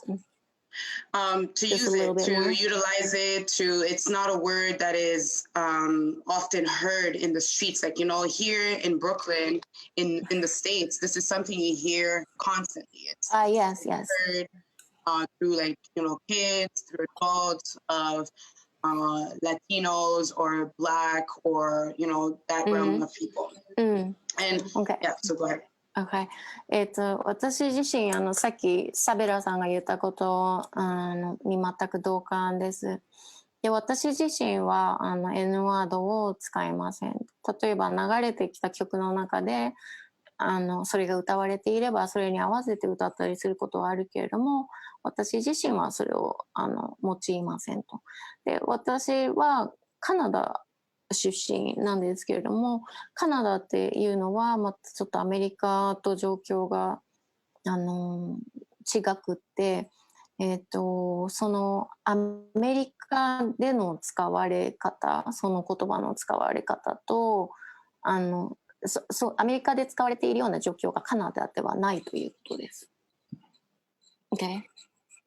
And so for me, it's interesting that this word, and just like Sabella said, he said, you're here asking permission to say it, but you're always saying it. So really, what are you asking, And I find it very interesting that, as Awish said, that word has been used in our community, and not to weaponize, just as Sabella would say. And it is, to some, it is a word of endearment. It is a word of recognizing of self or others, and not in that negative connotation, and more so in a positive connotation.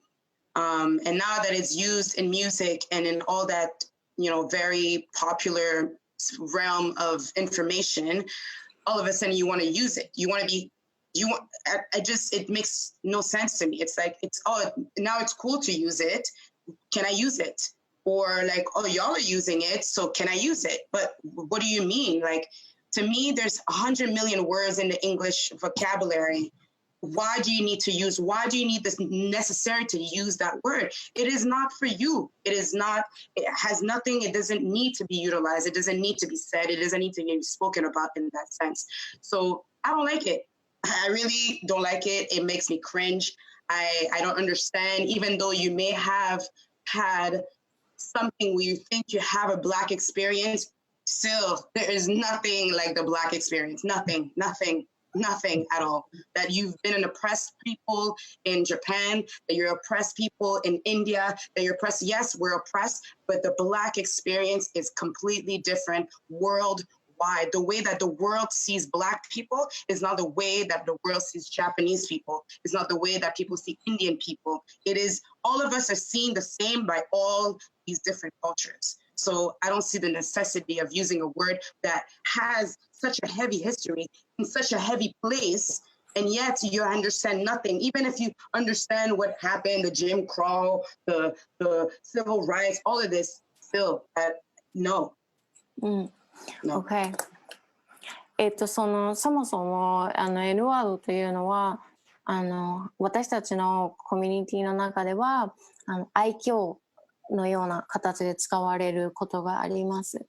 でもちろんそういった形で使われることにネガティブな意図っていうのは全くないんですけれども、でも私からするとなぜ何千何万とある言葉の中からそこまでしてその重い暗いネガティブな歴史がこう付きまとうその N ワードをですね、なぜそこまでして使いたいの？あなたのための言葉じゃない？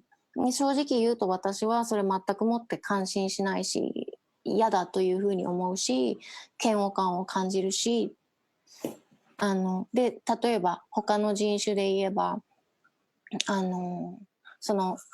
イウィッツさんが沖縄で直面した現実っていうんですか、こう圧力がかけられている現実ですよね。そういった経験をしてきた、それはわかる。でもだからといってなぜその一言を使わなきゃいけないのか。でなんていうのかな、こう誰かから圧力を受けているっていう状況、確かにそれにおいて言えばブラックコミュニティも同じだけれども、でもそのブラックの人たちが経験することっていうのはやっぱり他の人種の人たちには絶対にわからないところっていうのがあって、同じような経験をしたからってブラックの人たちが私たちが経験していること、ブラックとしての黒人としての経験っていうのを知りようがないので、その言葉を使う理由なんていうのかな、正当性っていうのは全くないっていうふうに考えます。So before I go over to Aki, I just have like something kind of simple to help you visualize. If I'm outside playing around and I fall down and I break my arm, and a broken arm hurts. A broken arm hurts. So I'm with my hand holding my hand from my body, holding my arm. Yeah. And my friend, who's not a part of my body, comes over to me and goes to touch my arm. And I say, don't touch my arm. Don't touch it. It hurts. Yeah. And my friend says, but I just want to check. No, don't touch it. It hurts. But your hand is on it. Why can't I touch it? Because my hand is a part of my body. When I hold it, it doesn't hurt. When you touch it, it hurts. So you don't touch it. That's a pretty simple idea. So if we say it hurts, just believe it hurts. And don't touch it. You know? It's kind of simple. 例えばじゃあもう極めたシンプルな例をここで皆さんとシェアしたいと思います。僕が転んで腕を痛めたとします。で腕が痛いからこうやって自分の腕を押さえます。でそこへ友達がやってきてちょっと大丈夫？痛そうにしてるね、見してみなよって言ってそれを触ろうとします。だけど痛いからやめてくれっていうふうに言って僕がそれを制したとします。それでもその友達は、いや心配だからちょっと見せてみなよ。だってお前自分で触ってるじゃんそこって。そんな風に言われても、痛いんだから触ってほしくない。僕は自分の体の自分の痛い部分をこうやって抑えることはできるけど、でも君が触ったら確実に痛いっていう風に言ってるんだから、もうそれでいいじゃないかっていう。だから僕らが痛いと言っていることがなんでそのまま痛いんだからやめてほしいって言っていることをもう本当にシンプルにそのまま受け入れてほしい。なんでそれがこんな問題に発展する議論に発展しなきゃならないのかがわからない。とてもシンプルなことなのにっていうことです。はい。So next is up my homie Aki. Hey girl, how you doing? Okay. Hey, so No, go ahead. Say what you were going to say first, and then I have a question for you. Say what you were going to say first, and then I have a question for you. N ワードに関しては、私はそのヒップホップを聞いている先輩、年上の人たちになんかそれを絶対使っちゃいけないっていうことを教えられてきた。で、これちょっと誇張があるかもしれないけれども、それを日本人の人が言ったら、殴られるぞっていうふうに教わってきた。で、その先輩たちとかからは、90年代になんか日本人がマルコム X の T シャツをファッションで着ていて、それで日本でボコられたっていう話とかも聞いてきてた。で、インターネットではやっぱそのアジア人として日本人としてそのワードは使っちゃいけないんだなっていうことを、ネットで調べたりとかで学んできた。で、数年前とかに日本でもその N ワードの一つの例で話題になったのが、その前に訳した方がいいかな。すみません。ごめんなさい。So I'm gonna, she's still on her way, but like I want to translate. She was saying that like she was told by her seniors who were into the hip hop culture that like you must, the N word is a absolute no-no, and that you might even get beaten if you use that in front of them. And she's also seen the newsだったかな, like in the 90s when a Japanese person was wearing a Malcolm X t-shirt that he or she got beaten. And through the internet, so she said she learned about why it's wrong and like that she shouldn't be using it. ごめんなさい。で、その後に例えばその最近というかすっごいちょっと前ですけどあった日本人の例としては、例えばミュージックビデオで What's up N word, What's up N word って使ってた。だから挨拶だと思って N ワードを使っていたっていう日本人のそういうクラブとかで遊びに行く人たちもいたりっていうことがあって、やっぱそれはちょっと無知っていうところから来てたりとかするから、それはなんか分かってる人はなんか教えてエデュケートしていかないといけないのかなってことをすごく感じます。So what she just stated was like, so she had gone into the internet and learned about all these things. She had seniors who educated her. So she was saying that like she's witnessed people in the clubs or wherever that they will be saying what's up N word, what's up N word, and she thought that these people using these words are not aware that of the word and the meaning itself. So she said that like they must have thought that it's some kind of acknowledgement when you run into your friend or something. So she said it's important for the other Japanese people who are aware or educated to educate them of those who are ignorant. So yeah, her point was that like those people, a lot of those people that she saw was abusing those words, not as to use it as a racial slur, but as just being ignorant. So, go ahead, sorry. Oh, they watch it on the music video, the black people saying, what's up, N-word, what's up, N-word. And then they thought that was a greetings. Yeah, just an acknowledgement. Right. So, before we go, because in a few minutes we have to go to the Q&A time, there's two things I wanted to do. Aki told me this amazing story about something that her friend had said to her that kind of shocked her. And remember, Aki, you remember? And I kind of want her to tell that story, because that story is very, very accurate. You know, I have this rule about living in Japan, and I always say rule number one is you're not Japanese. And, you know, it's a pretty accurate rule about living in Japan. Rule number one, you're not Japanese.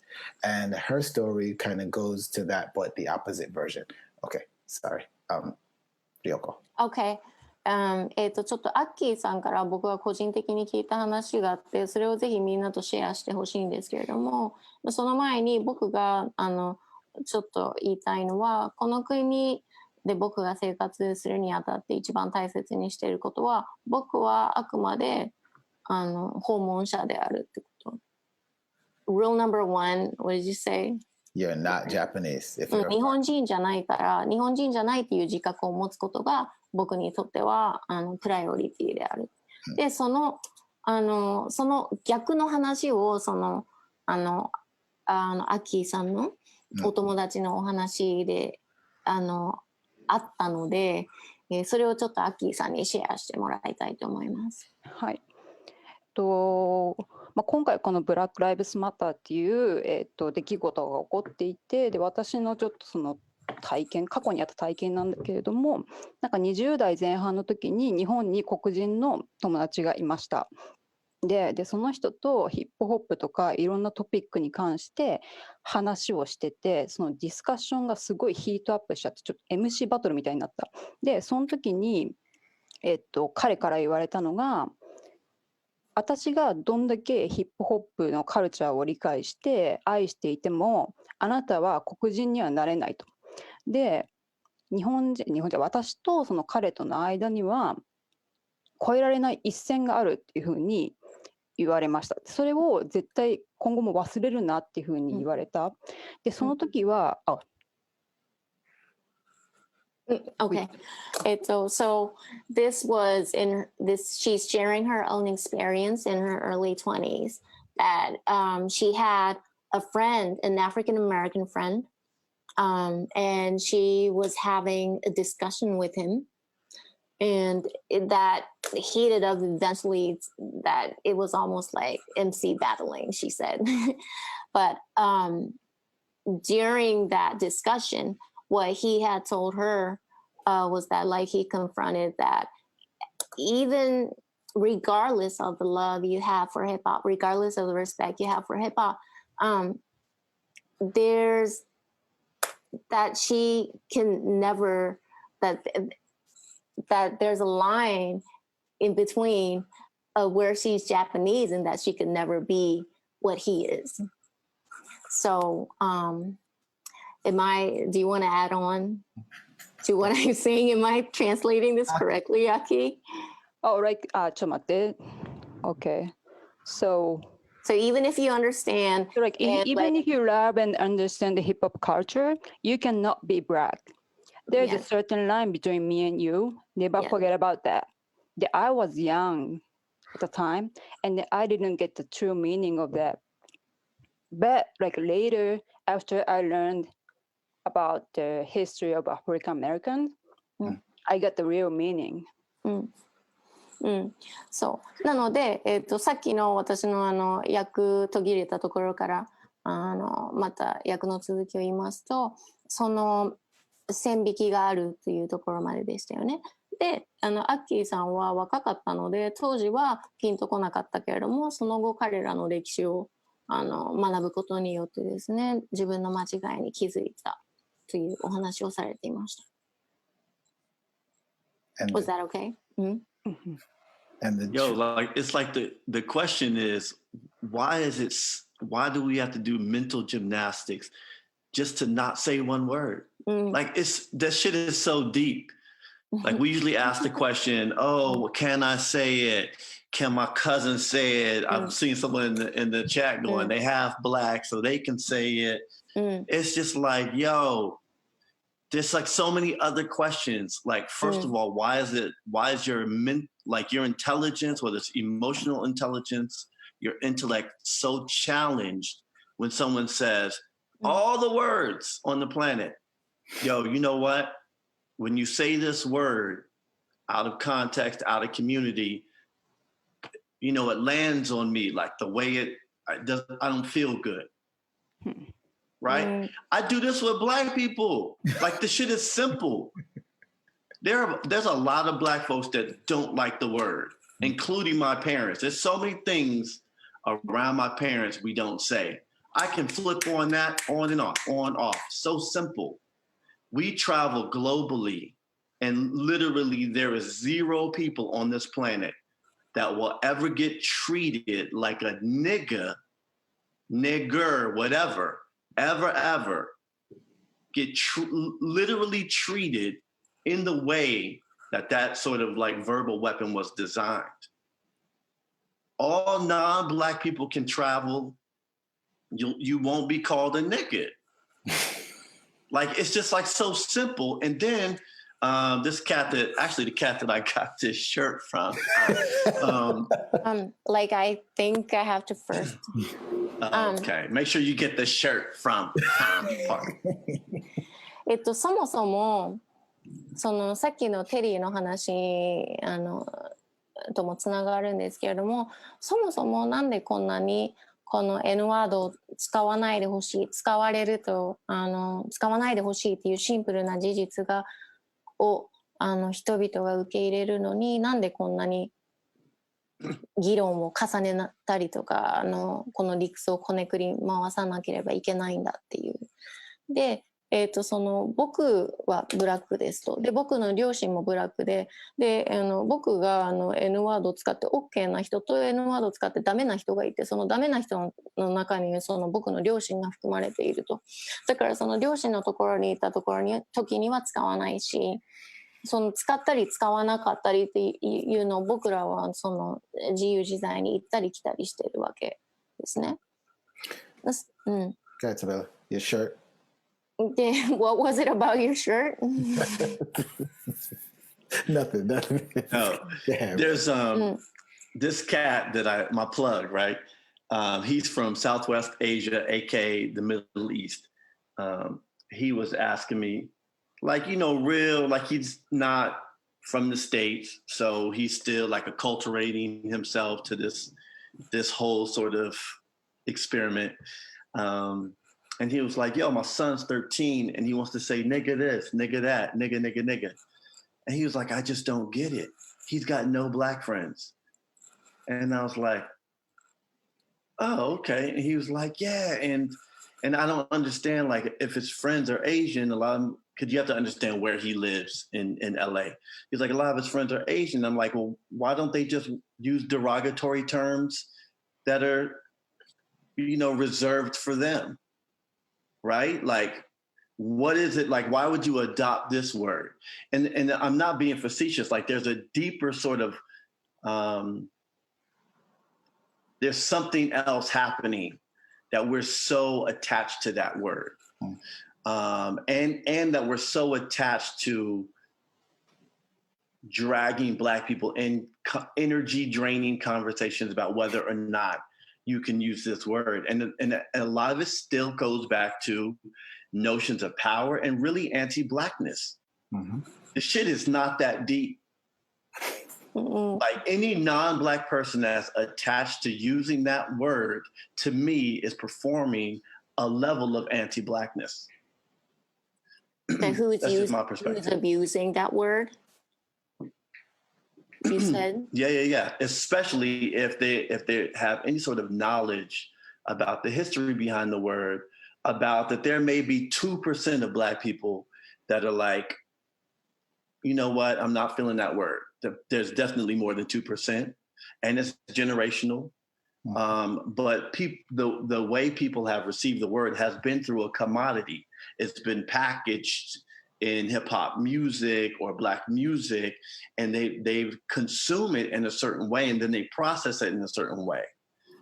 And I think a lot of people just don't acknowledge that. Like their relationship to the word comes through a commodity.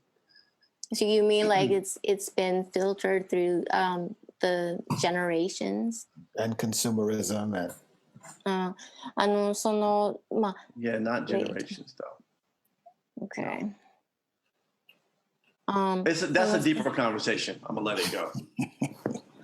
そもそも最初していた話は彼の、中東出身の友達がいて、でその友達には13歳のティーネイジャーの、息子がいて、でその N ワードをよく使うわけですね。でそれはなんでなんだっていう話をしていて、で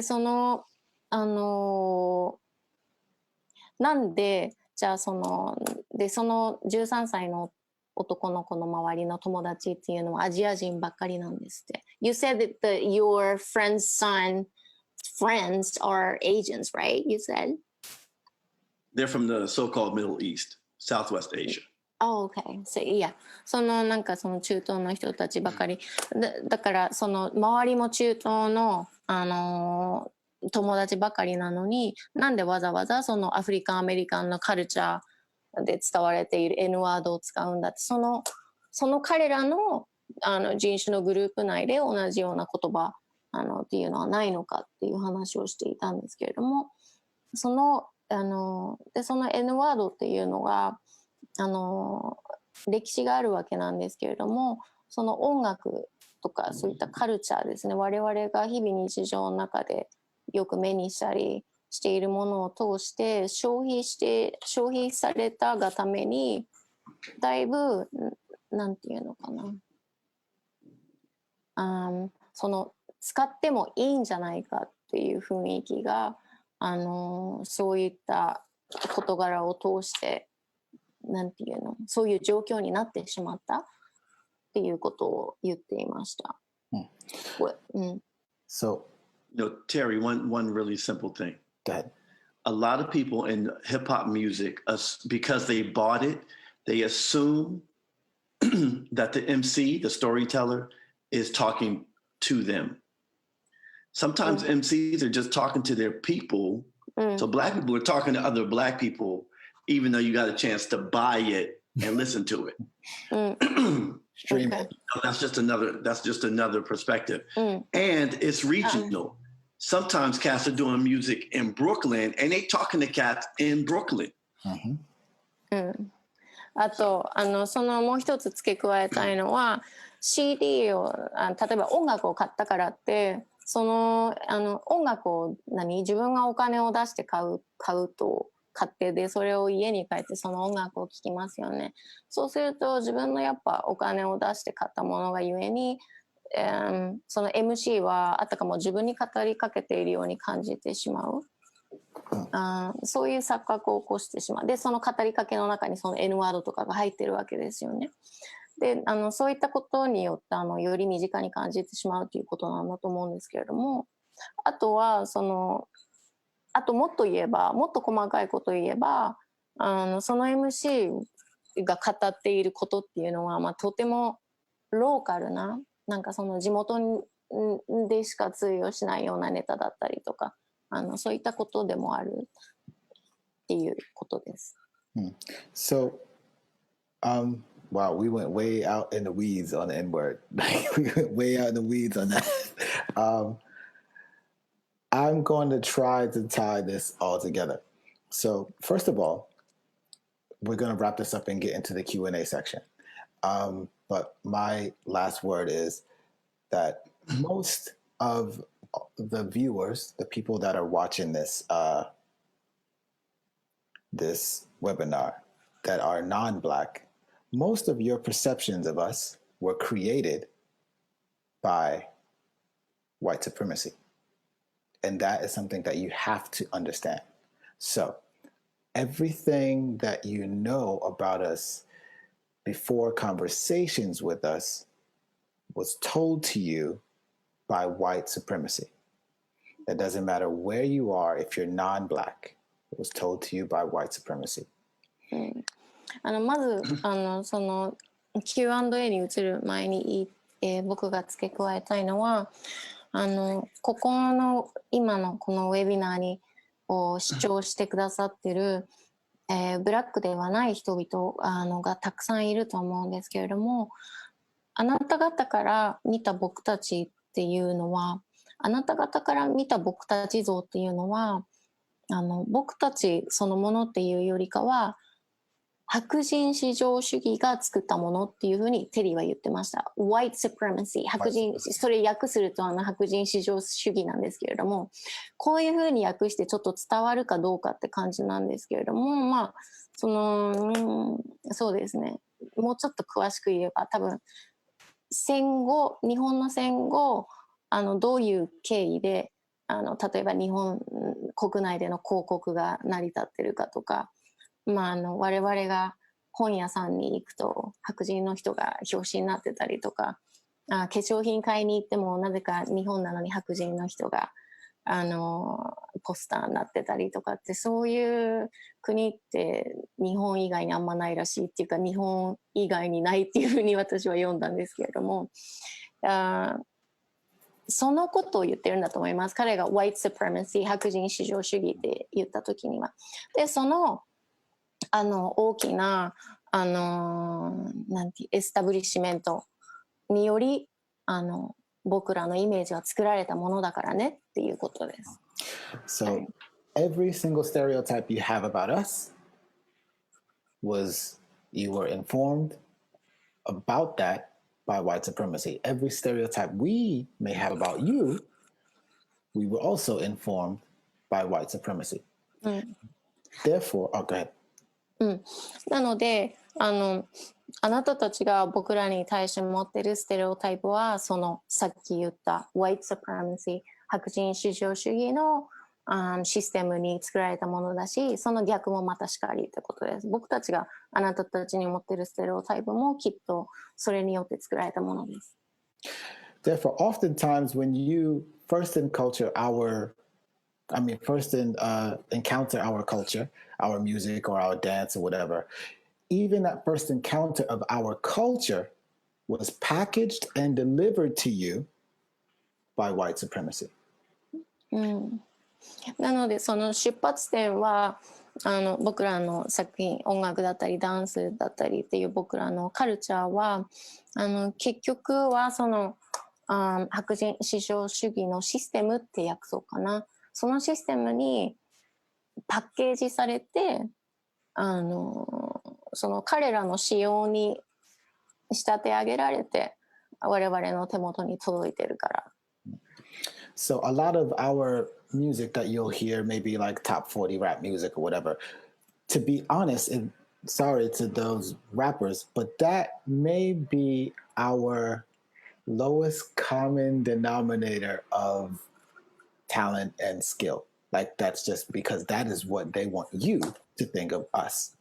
There are rappers and musicians and dancers who are extremely high level, who don't use the word nigger, who have extremely large vocabularies, but you don't get to see that because you get to see what they want you to see. なのでそのっていうと、例えばトップ40のチャート入りしているような楽曲をラップを聞いた時にあなたたちが見るものっていうのは本来の僕らの姿ではない、大多数の僕らの姿ではない。なぜならばアフリカンアメリカンのカルチャーの中、ミュージシャンラッパーの中には例えばその N ワードを使わずに、そしてさっき言ったようなトップ40チャート入りしているラッパーの人たちよりもとても豊富な語彙をもってしてそのラップっていう芸術に貢献している人たちもいるし。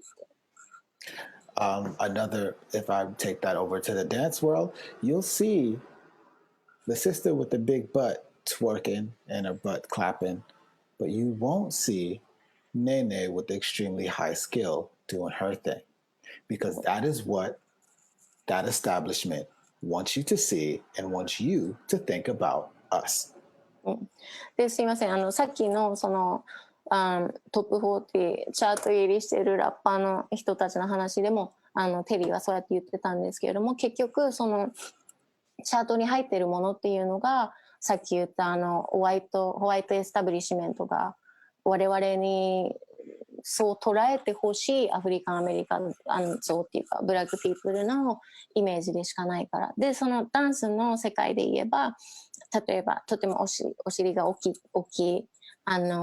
ブラックの女性がトワーキングしてる映像っていうのをよく目の当たりにしますけれども、例えばとっても才能のあるダンサーとして高い技術を有しているネンネさんみたいなダンサーを同じレベルで頻繁に見ませんよね。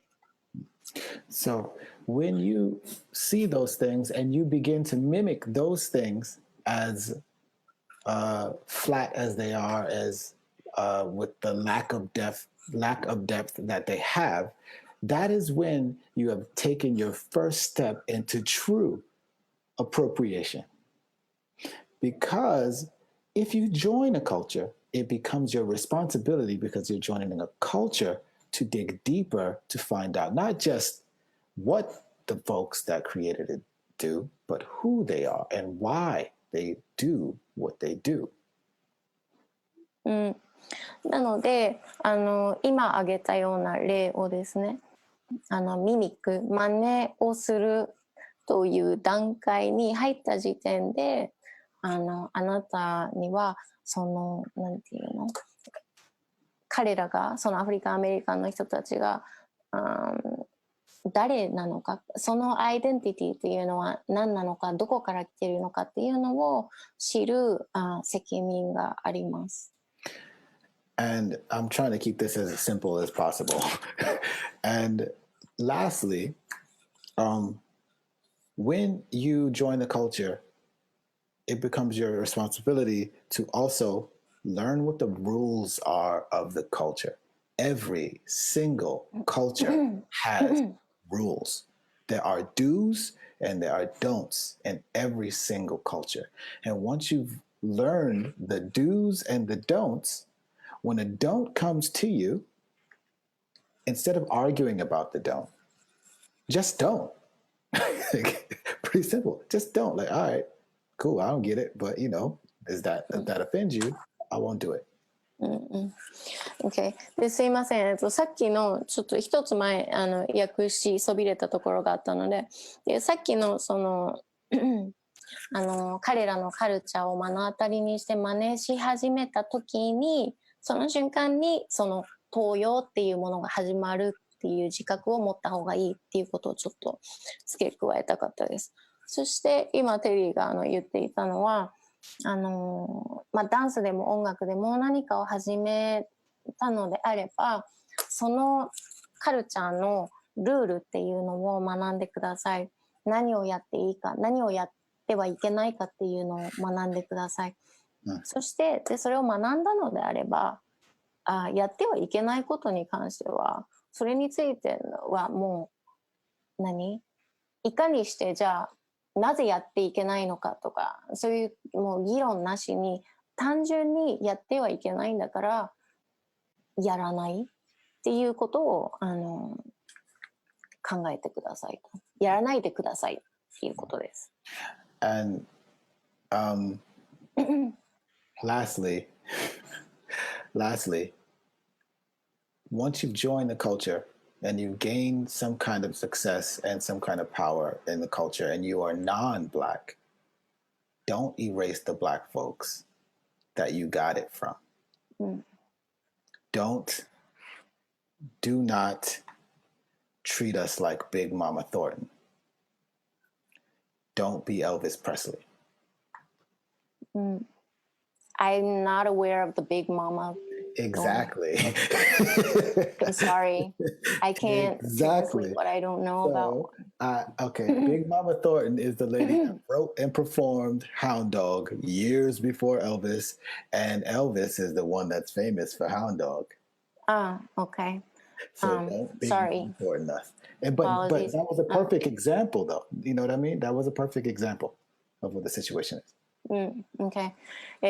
で、さっきの話の続きなんですけれども、もしあなたが僕らのカルチャーから学んだことを用いて成功したとします。お金とかパワー、権力を得たとします。そしたらお願いなので君を育てたそのブラックカルチャーっていうのを淘汰しないでくれ。例えで言えばハウンドドッグというエルビス・プレスリーによってが歌ったことによって有名になったハウンドドッグっていう曲があるんですけれども、それはもともとビッグママソントンビッグママソートンという、ごめんなさい、私存じ上げませんでした。その方のもともとの曲なんですけれども、ブラックの方ですね。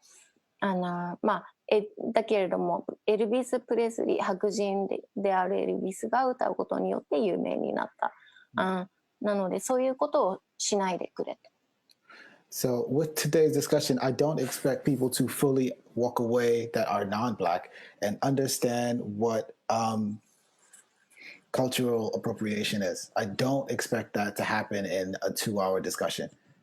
But what I do expect is for non-Black people that are watching this and that are taking this in is to go out and find out more and find out the more ways to be a part of the culture, but not appropriate the culture. Okay? なのでこの2時間そこそこのパネルでその文化の盗用っていうそのものがなくなるわけではないんですけれども、皆さんが今日このパネルに参加してくださって確実にできることのうちの一つはどうやったら盗用っていう形にならない形、盗用という形を取らずにそのカルチャーの一部にどうやってなるかっていうことを考えることはできますよね。So now I'm going to go to the Q&A section, guys. I'm going to go to the Q&A section. The first one is from a person named Daiki Arai. Arai Daiki-san. He said a few days ago he saw his friend dance on a video on Instagram, and he used a song written by a Black artist, and the song had nigga in it. Wearing a what? No, the song had the word nigga in it. Saw? The song. A song, okay. Had the word nigga in it. Mm-hmm. I thought it might make Black people feel uncomfortable. He did not know anything about the N-word. I told him why. It was problematic. So pretty much, what do you think about people dancing songs that include the N-word? Hi, guys. Okay. What do you think about... Wait, I have to translate. 先ほどの方からの質問で、先日インスタで自分の友達が踊っている動画を見たのですが、その踊っている流れてなんていうの踊っていて、でその流れている曲の中に N ワードが含まれていて、でそれでちょっといざこざがあったんですけれども、その N ワードが含まれている曲で僕らが踊るっていうことをどう思いますか？ So guys, what do you think? Hello? I know, right? Yo, look, I'm gonna say. So the question is, they're dancing on the song that has the N-word in it, and they're wondering if they could dance on it. Yeah. I mean, isn't like 99% of the world dancing on Black music, and that word is on it? Like. まあでも 99% の曲には含まれてますよね。It's either that or stand still. I think some of it too. Oh, go ahead. I was just gonna say, because I traveling to a lot of countries, that they like to mouth the lyrics of the songs when they do the dance. So I think that's part of the issue there. That you just wouldn't do that. もし問題になるとすれば、例えば踊ってる時に一緒にそれに合わせて口が動いたりするじゃないですか、その歌詞に合わせて。そうなってくるとちょっと問題があるかもしれませんねってワイノットさんが言ってます。The next question is from Daisha. Hi, Daisha. Gwen Stefani was ridiculed for using Japanese women and fashion as her props to show her love for Harajuku girls. Many Asians didn't see this as appropriation, but American ethnic groups did. Is appropriation determined by the appropriated people's decision or by the overall cultural depiction of the use of that culture? Okay. It's in the Q&A. It's in the Q&A. So if you don't see it. Okay. そのグエン・ステファニーというアーティストがいると思うんですけれども、彼女は、皆さんがご存知の通り原宿ガールズっていうのをステージの上で演出したりとかってしてるんですけれども、それが日本で問題になっているという認識はないんですが、アメリカのエスニックグループ、I don't know what they mean by ethnic group, but エスニック、そのなんていうのAsian Americans. アメリカのアジア人では問題になったんですって、それが。なので、そのどこを境に問題になるかっていうことなんですが、その盗用をされている側がそれを決めるのか、それともやっぱそれそのもの自体が問題なのかっていう質問だったんですけれども。Okay. Anybody want to tackle that? I think cultural appropriation, the bottom line is like to erase or to ignore the actual origin, like the people who birthed the culture. So for like knowing what Black people is going through right now, for like, you know, the Black Lives Matter and all of that stuff, and being indifferent to the movement, but still raps and still like make music that's called hip hop or dance or DJ, is like exploitation, because you don't give a fuck about the people who gave birth to it, but you still use it. So if Gwen Stefani was really appreciating the Japanese culture and like contribute to the Japanese people when in the time of their need, I think that's appreciation. But if Japan was going through crisis and when we were in need or something, and Gwen Stefani didn't care about what Japan was going through, for all of that stuff that she was talking about, how she loved Harajuku and stuff like that, then it's probably appropriation. This problem. 自分で訳します。はい、お願いします。なんか例えばそのグエン・ステファニーがそのジャパニーズカルチャーを好き、原宿カルチャーを好きって言って女の子を連れて歩いてた時、そのカルチャーが本当に好きで本当に日本のことを愛してるんだったら、例えば日本が何か必要だった時にその日本人に対して助け舟を出したか助けたかっていうかどうかで、その搾取なのかどうかっていうのが決まると思います。でブラックカルチャーも同じで、そのブラックカルチャーで楽しんで遊んだり、そのお金を稼いだりしてるんだったら、そのブラック黒人の人たちが苦しんでる時にちゃんとその人の生活水準、その人の生活が向上するために手を差し伸べてあげられるかどうかで、その人たちの本当に愛してるのか、ただ搾取してるだけなのかっていうのが違いが出る。それが盗用なのか愛情なのかっていうのが違いだと思います。Yo, the Gwen Stefani video, just to continue what A was just saying, what's really deep about the video is, and my people's in the chat jump off, Hikaru Takahashi took the words right out of my mouth. It's cool. I mean, one thing about cultural appropriation, if people say that they don't care, that doesn't all of a sudden not make it cultural appropriation.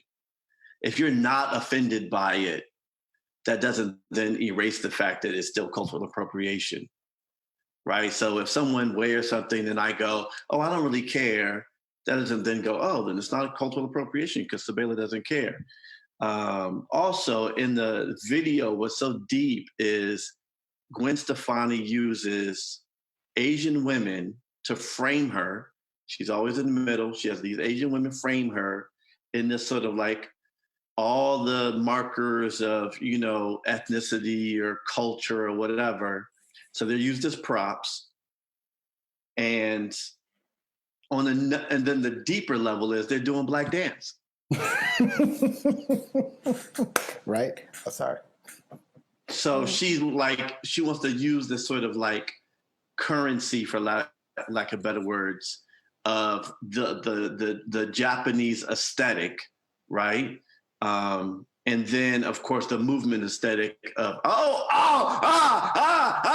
the movement aesthetic of Black people. And it's deep. I mean, we see this all the time. Sorry, Ryoko. So what do you mean by deep? In interesting kind of context? Yeah, let's go with that. Okay. Yeah. なのでそのグエン・ステファニーさんのビデオについてちょっと興味深いので付け加えたいんですけれども、誰かが例えばその当事者が別にそれで傷つきません、それで別に何とも思いませんと言ったからって文化盗用にならないっていうことではないんです。その当事者の人がどのように感じていようとも文化の盗用はもう文化の盗用であると。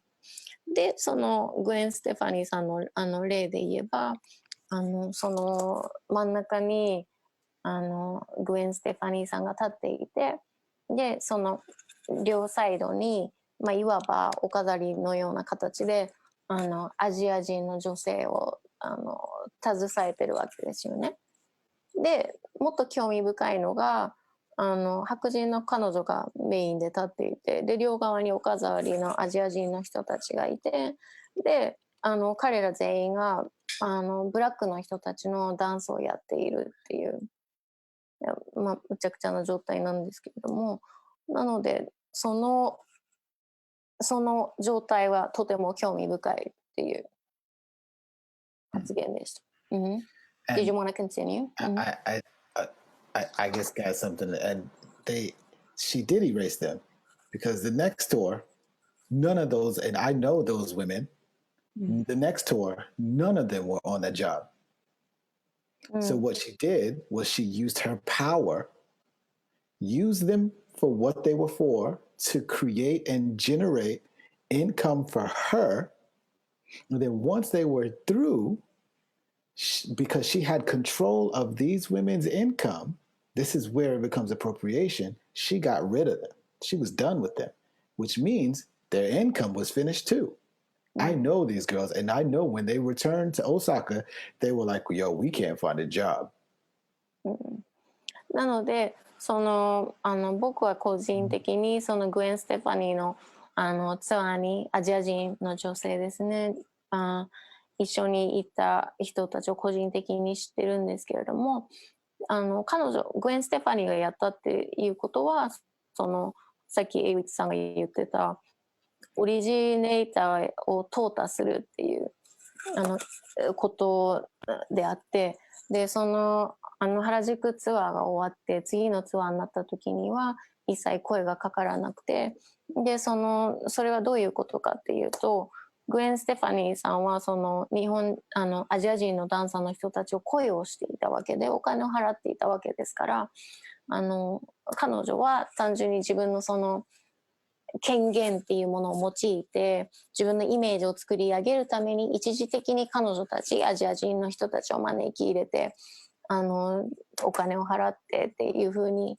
やってたわけなんだけれども、結局はもう消費されて終わった。そしてその消費されて終わるってことは彼女たちの収入も途絶えるわけですね。それこそが搾取の最も典型的な例なのではないでしょうか。The next question is from Ayuko Mori. And then after this, we're going to have one more question, and then we got to wrap it up. It's 1 o'clock. Ayuko Mori says, I've never heard of cultural appropriation before, but what I've understood from the conversation between panelists is that Black culture was born based on oppression in the first place to find a way to survive in a society. I think the image of the culture is not very aggressive nor political in Japan. It's something everyone would equally appreciate. That's also why it's difficult for me as a Japanese to understand the concept of appropriation. For example, if Japanese culture was born after long, harsh discrimination, in order to fight against equality, I don't think I would be happy about the Vogue magazine using kimono on the front page. Is the right understanding of how you feel about cultural appropriation, and also the uses of, is this the right way to feel about cultural appropriation and the use of the N-word? あゆこ森さんっていう方の質問なんですけれども、ちょっとオリジナルのちょっとごめんなさい。英語のあれが分かりづらかったな。オリジナルの日本語のテキストってあるかな？ Did you find it? It's in the Q&A. It's On the top is no, it's in the middle. It's in Japanese? Yeah, it's from 12:30 a.m. Like there's a timestamp. Okay. あゆこ森さん。OK。その文化の登用っていう言葉に私は遭遇したことがないんですけれども、馴染みがないんですけれども、このパネリストの人たちのお話を聞いていて思うのは、さっき井口さんがおっしゃってたような圧力を受けて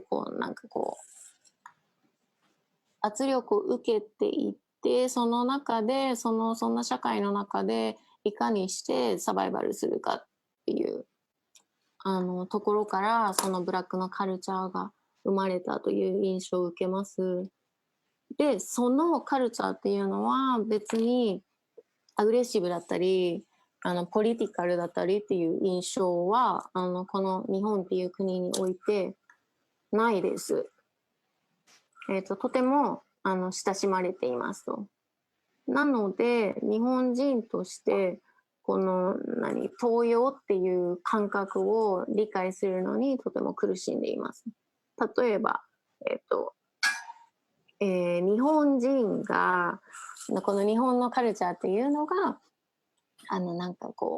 何かによって虐げられてっていう歴史があってで、自分たちの権利のために戦いをしたという経緯があるとすれば、そしたらさっきの、ボーグマガジンの話っていうのはそれ着物、外国人白人の人が着物を着てボーグの表紙を飾るっていうことですね。それをよくは思わないと思います。その文化の登用っていうのは、ブラックの人たちにとってのそういうことなんでしょうかっていう質問ですね。So, I think what she's asking is, is it only cultural appropriation if the culture that you're mimicking has less power than you? That's pretty much what it is. If the culture that you're mimicking comes from a more difficult place than you. なのでその弱者の立場になって初めて文化の登用っていうことになるのかどうか。Anybody want to take that one? Anybody want to take that one? I think the way we're using it. Oh, my bad. Go ahead, Nene. Go ahead. Go ahead, Nene. I was just about to say, there's something about her comment that makes me a little like this. It's the area that, for me, I believe that Black culture, if we're talking about Black American culture, it's way deeper than just its oppressive state or environment that it was born in. So even to just reduce it to Black culture was born because of only that, no, we just keep making stuff, you know, we just keep, and then whatever is happening in our surroundings, then now we're creating more stuff with that. But I can't just equate Black culture to the oppressive environment that it was born in. So that's what I wanted to say. So Bella, go ahead. そのコメントの中にあったような圧力を何かによって受けているっていうニュアンスに対してちょっと私は違和感があります。その圧力を受けているっていうことよりももっと私たちアフリカンアメリカンの歴史っていうのは根が深いです。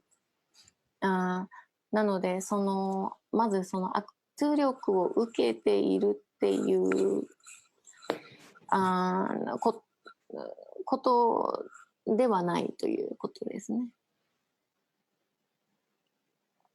Sabella. Yeah, that was spot on, Nene. Moncel was just hitting me up too. Like, I think we all responded to the oppression word.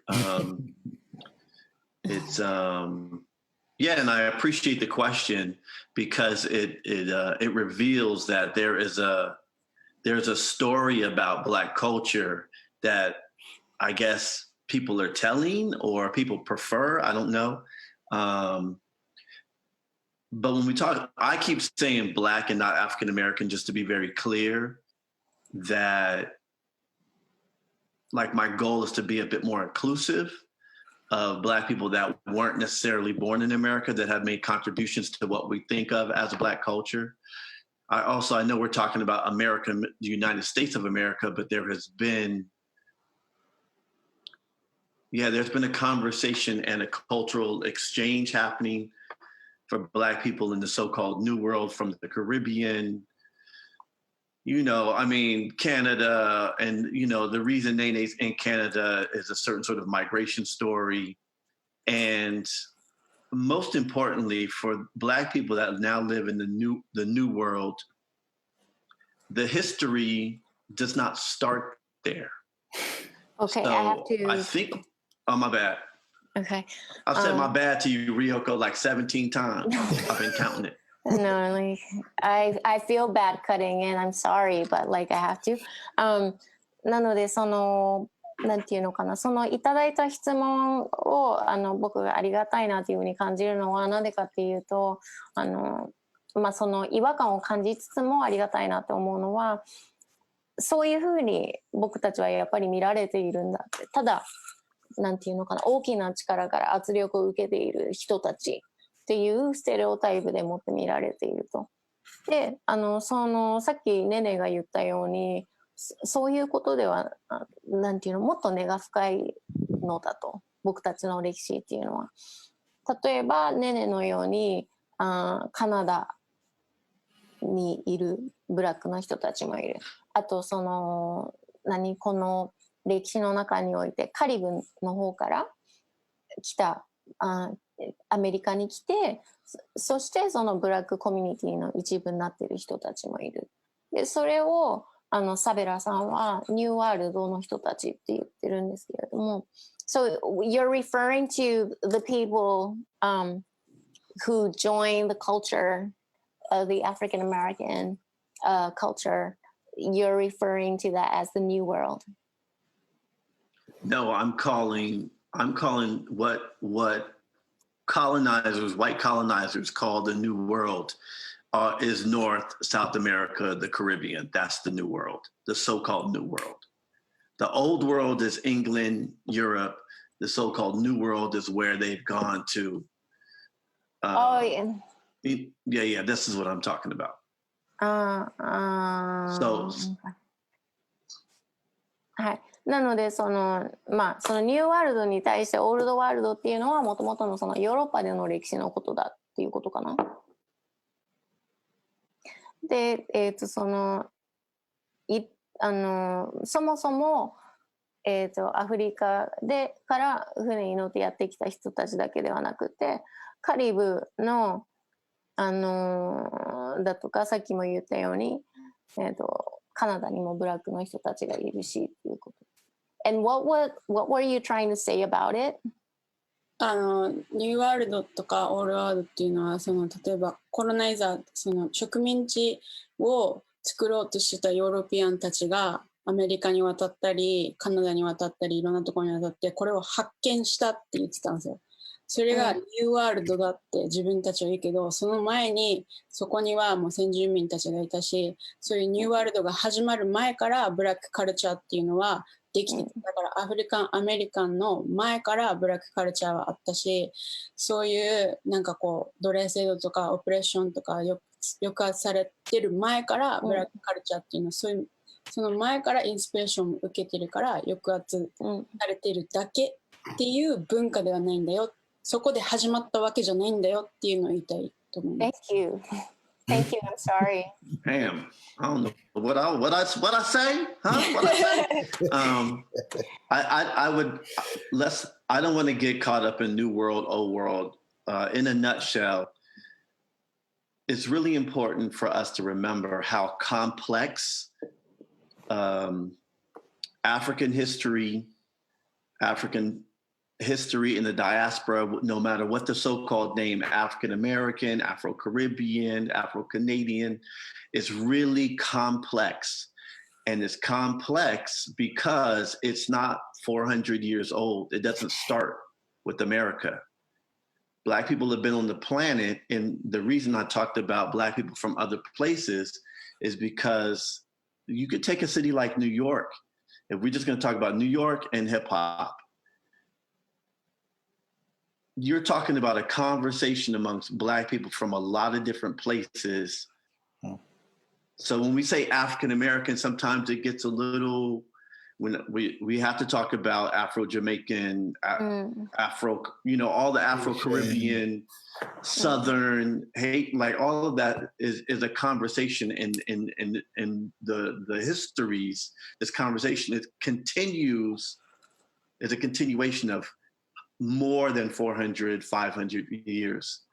And it's a mix, it's a hybrid. But yeah. So 例えば特にニューヨークみたいな土地柄そうなんですけれども、ヒップホップにしたっていろんなところからいわゆるブラックと言われている人たちはいろんなところから来てるから、だからアフリカンアメリカンと言ってもそうではない人たちもいるわけですね。例えばジャマイカだったりとかハイチだったりとか、そういうところからも来ていて、それがこうフュージョンしている状態なので、アフリカンアメリカンというふうに一括りには言えないし、あともうなんていうの、アメリカっていう土地に来る前から各々のカルチャーっていうのはもうずっと依然として存在していたわけだし、それはここ400年とか500年で始まったことではない。で、アメリカにいるブラックの人たちっていうのはいろんなところから来た人たちのブラックの人たちのミックスなのでっていう話です。So the last question of the night is from my boy Nasty Natsuno. Disney smash hit on Broadway, the Broadway musical Lion King, which was probably one of the biggest musicals in the history of musicals. It was actually a Japanese story called Jungle Lion or something like that. Kimba the White Lion by Osamu Tezuka. The name of the original story. And Star Wars 2 came from Kurosawa's masterpiece, Seven Samurai. Is this biting or just biting or cultural appropriation or respect? 夏野さんからのご質問で、ライオンキング、皆さんがよくご存知のっていうのは、手塚治虫さんのジャングル大帝かな、が原作、そこから来ていると。で、あと、スター・ウォーズっていうのは、7人の侍、黒澤明さんのかなから来ていると。で、これは、biting、影響を受けたものなのか、一つ。それと biting is copy. Like, まあ、ただの真似をしているのか。それとも、リスペクトをしているのか。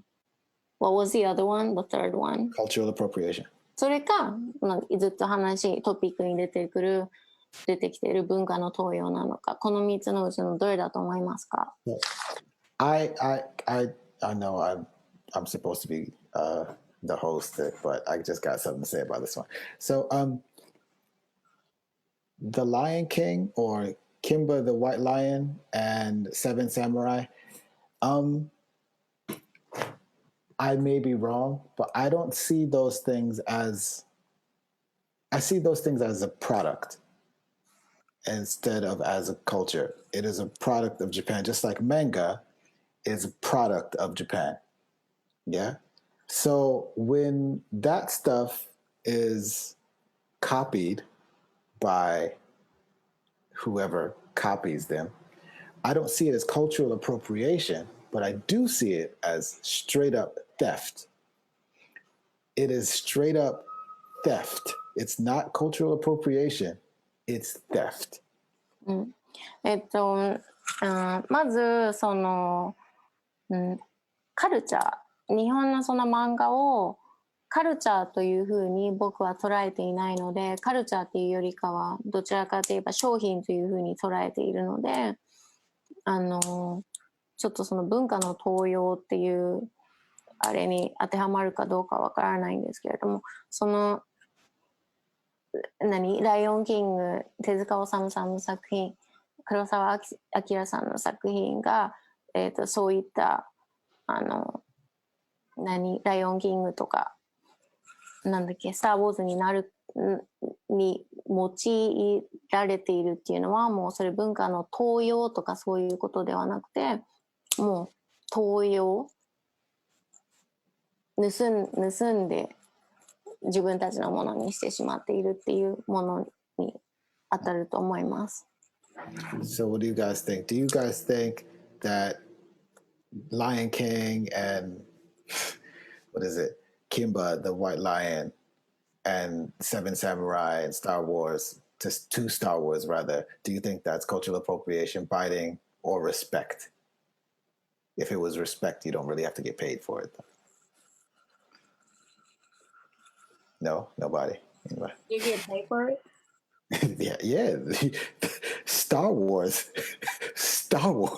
I don't think the Seven Samurai people, the person who made Seven Samurai didn't get paid.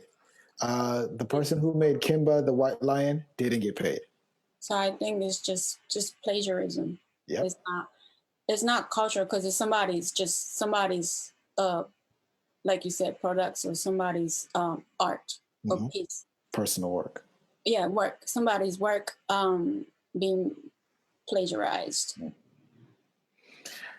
なのでそれはカルチャーの盗用とかではなくて、小説っていうかただの盗み作品を盗んだ。それで例えばそのお金のやり取りとかがないままそのもの作品をそのままやられたのであれば、それは盗み、剽窃って言うと思うんですけど、剽窃行為だと思います。Anybody else? Sorry, that was Hidden Fortress, not Seventh Samurai. Oh, Hidden Fortress. Yeah. Okay. So, I guess with that said, guys.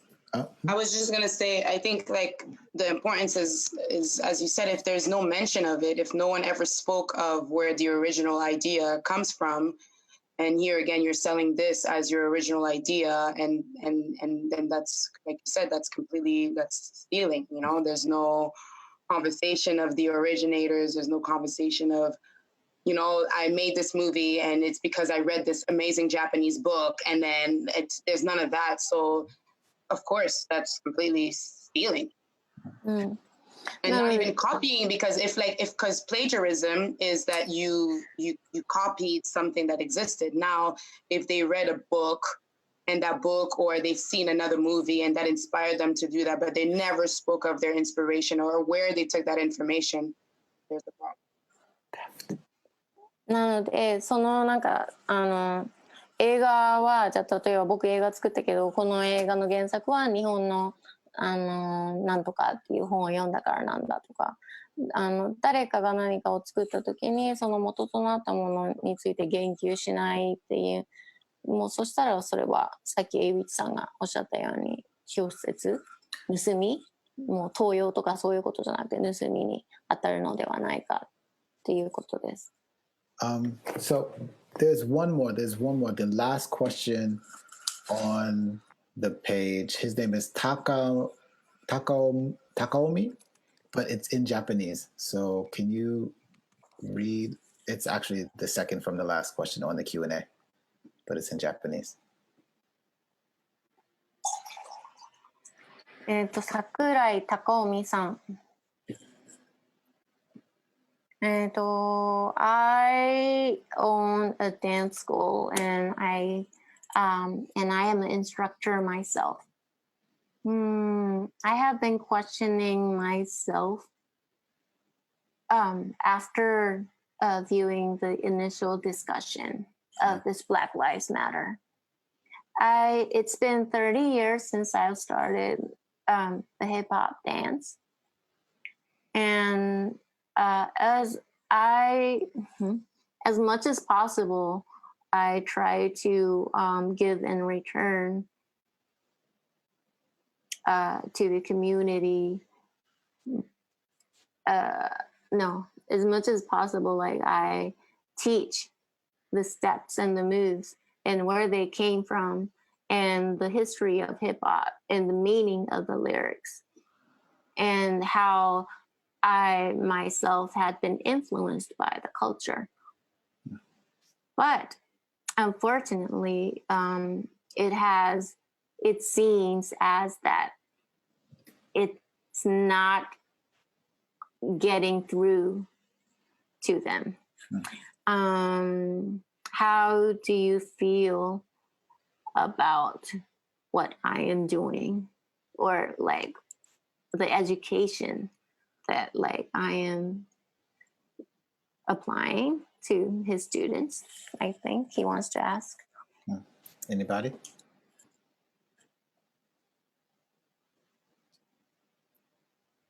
I can't tell. Can you rephrase that one more time? My bad. Can you just rephrase the question one more time, please? So he teaches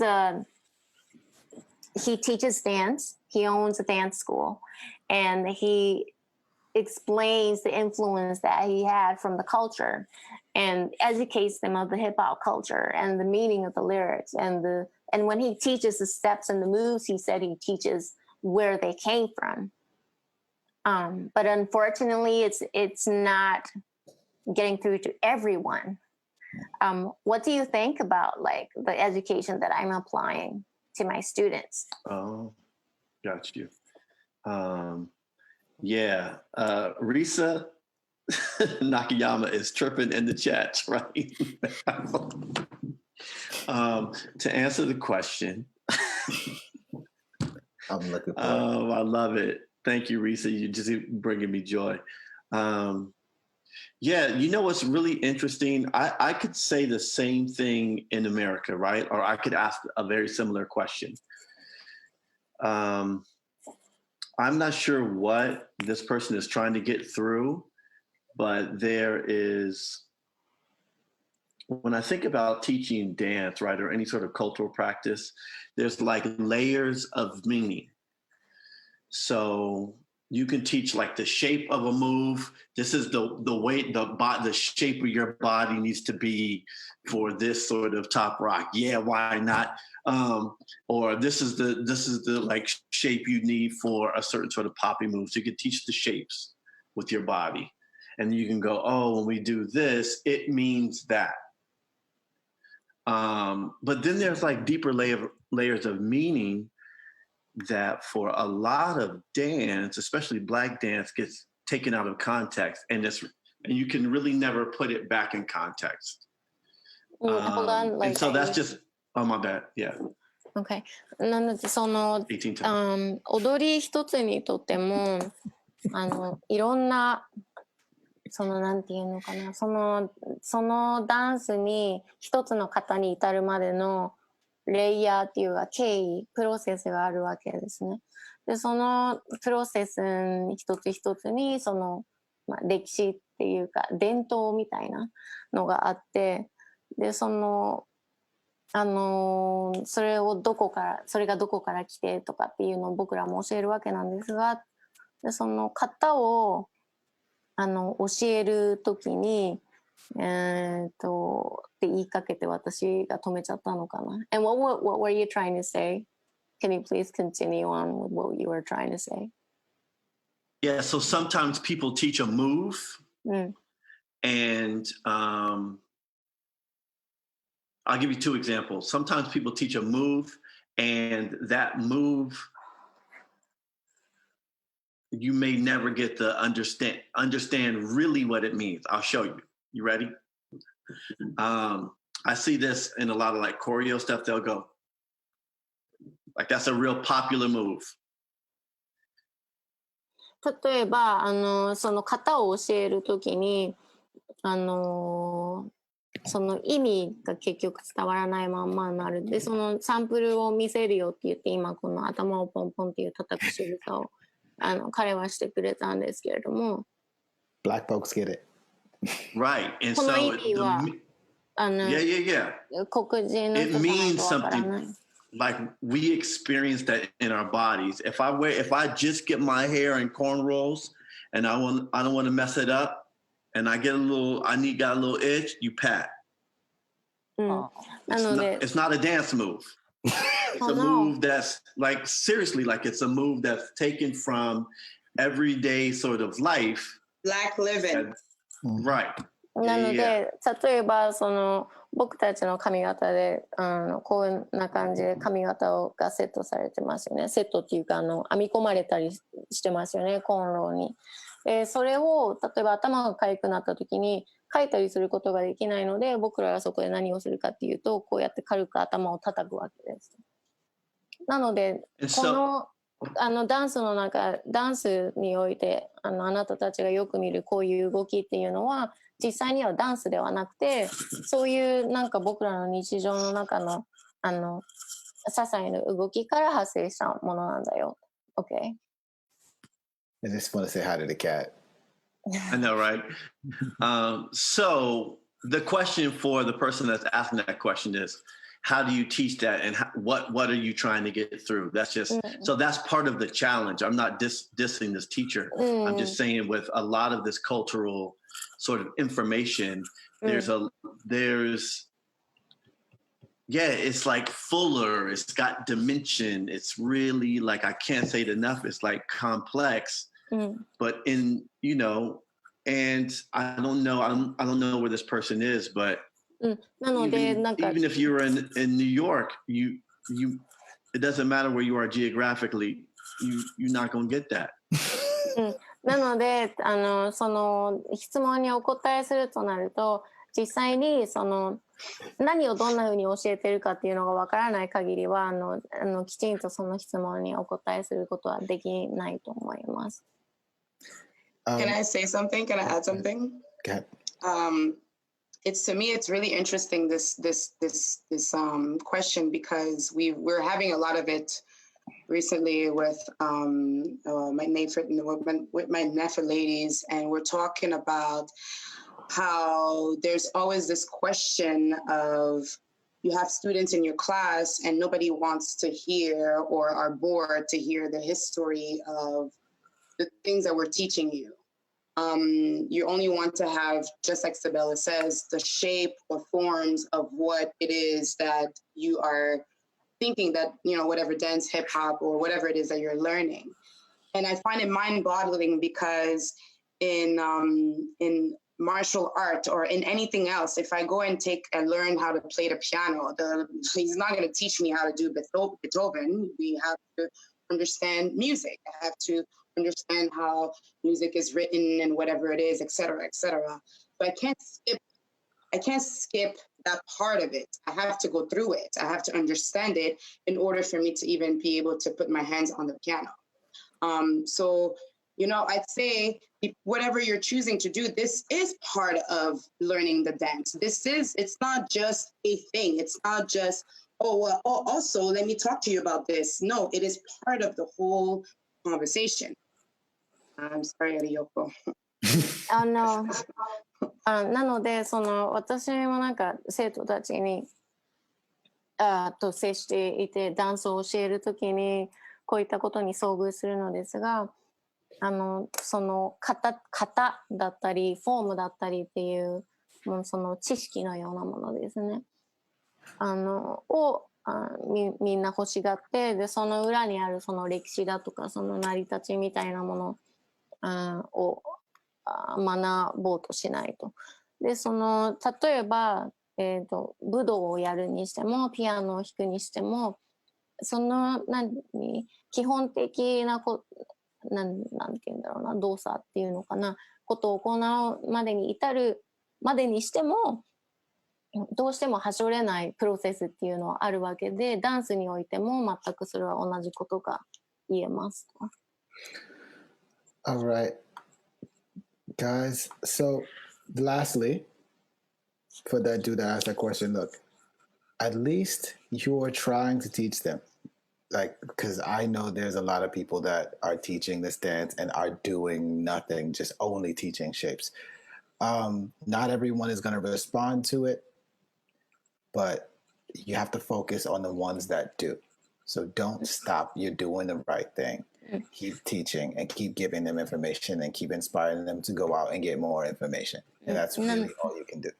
なのでこのご質問してくださった方に僕が言いたいのはあなたがやっていることは間違っていません。で型だけを教えて、それ以上のことを教えようとしない人たちもたくさんいる中であなたがやっていることっていうのは正しいことをしていると思うのでどうかその歩みを止めずにそれを続けてください。でそれを言っても伝わらない人っていうのもいるかもしれないんですけれども伝わる人っていうのが必ずいるので伝わる人っていう人たちに対してそれをよく施してください。So I'd first like to say thank you to all of the panelists. Thank you for taking the time out of your life to sit here and talk to us and try to bring a little more enlightenment about who we are and what we do and the do's and don'ts of our culture. I want to give a special mention to A-Witch. And a lot of people are going to give you beef about this, but I'll give special mention to A-Witch because I know there are a lot of MCs out here that use that word that will not sit in that chair and try to hear anything from anybody because they're scared. なので、もう、ウェビナーも、終盤に差し掛かっているわけなんですけれども、まずこのパネリストの方々に僕はお礼を言いたいです。ありがとうございます。Thank you very much. And, で、僕が特別なメンションをエイウィッチさんに捧げたいと思います。っていうのはこの日本っていう国で、ラッパーをしていてでその N ワードっていうのを使っている人たちって他にもたくさんいるわけですね。で使っていてここに来るのが怖いわけじゃないですか。ここなのにもかかわらずエイウィッチさんはこの場にちゃんとなんかいろいろ言われていることもあるだろうに参加してくださったことに僕は敬意を表したいと思います。ありがとうございます。In order to get to the next level, you have to be uncomfortable sometimes. You know what I mean? That's important in order to get to the next level. Just as a human being in general, you have to be uncomfortable. でこれはこの今回のなんか、人種差別とかそういったこと全てに言えることなんですけれども、僕ら人間が人として成長を遂げるにあたってこのなんていうのちょっと避けたいなとか蓋をしてしまいたいなって思うような経験っていうのは必要不可欠です。なんかこうみんな仲良しでそうだよねって同意する者同士がこのパネルに座ってなんか仲良しやってても何の意味もないし成長もないので。And I would like to also say that creating webinars costs money, and we really would appreciate any donations. I'm pretty sure one of our crew is about to drop the QR code up there any second now where to donate to. So please, if you can, just donate to us. COVID got us in the corner as artists, and we're still trying to do this. That's real talk. COVID got us artists in the corner, and we're still trying to do this. And we're COVID. I'm sorry. COVID. Corona. I couldn't hear you. Sorry. 僕たちはこうやってウェビナー運営しているわけですね。でこのウェビナーを開催するのには当然運営費っていうのがかかりますので、ぜひ皆さんこの QR コードを読み取って寄付をお願いしたいと思います。It's the donorbox.org. ごめんなさい。このドナーボックス ORG っていうリンクですね。ここからドネーションができるようになってます。で僕らっていうのは皆さんご存知の通りこのコロナ禍で、とても苦しい思いをしているアーティストであり表現者であります。それもご理解した上で、この寄付をお願いできればと思います。But just not to be confused, the donation is for this panel just to pay for the webinar. なのででもとはいえですね、今のちょっと言い方語弊があったかと思うんですけれども、そのドネーションは僕たちに対してのドネーションではなくて、このウェビナーの運営費に対してのドネーションですので、でチャットボックスにも書いたかもしれないんですけれども、どのように皆さんからいただいた寄付が使われるかっていうことを全部開示していきますので、何かご質問ご不明点があったらいつでもお問い合わせ、ご連絡ください。There, you can leave your questions at the Japan for Black Lives website, which is up there now. You can leave your questions at our Instagram, JP, the number 4, Black Lives on Instagram. And you can leave questions on our Facebook page, Japan for not the number 4, but 4 Black Lives on Facebook. ですので、もしなんていうのかな、ドネーションの話じゃなくて、質問、ドネーションも含めご質問、その他もろもろのご質問がある場合はこの Q&A の、箱の中、もしくは Facebook、もしくは Instagram、この、Instagram だと@JP4 Black Lives ですね。この Japan for Black Lives.jp のサイトでもいいですし、で、アンケートがあるのかな。アンケートどこですか？アンケートがある、作りました。ですので、それ、お時間あったら、ぜひ皆さん、目を通していただいて、答え、記入していただきたいんですけど、どこからいけんのかな？ It's in the chats right now. チャットの中にからリンクが貼ってあるのかな？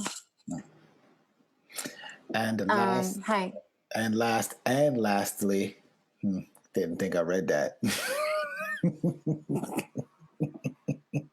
Lastly, I want to give a big thanks to my crew, to Yoko, to Katie, to Kelby, and of course, to the big homie, the big homie, Naomi, who really put this whole thing together. Thank you, everybody. Thank you. 今このパネルに映ってないですね、川原直美さんですとか、あと翻訳ですとかもろもろいろんなことをお手伝いしてくださっているシンガーのケルピーさんですとか、あと画面に一応映ってるけど写真だけのこのデビットセブワン、彼がいなかったらちょっと配信したりだとか、そういったテクニカルなことできなかったと思うので、みんなでのチームワークでこれが成り立っています。ありがとうございます。Good night, guys, and good morning, guys, to those in America. Thank you very much. Thank you so much. ありがとうございまし Peace, た。 everybody. ありがとうございます。Thank you, Ryoko, for Uh-oh, Nene flexing. Thank you. Thank you so much. Flexing. Yo, it's 1:46 in the morning, and I got a Hawaiian shirt. What's wrong with that? I gotta go to bed. Good night, everybody. Good night, y'all. Good seeing you all. Nice to meet you, A-Witch, Ryoko, Aki, Nice to meet you. Seb, Katie, Naomi.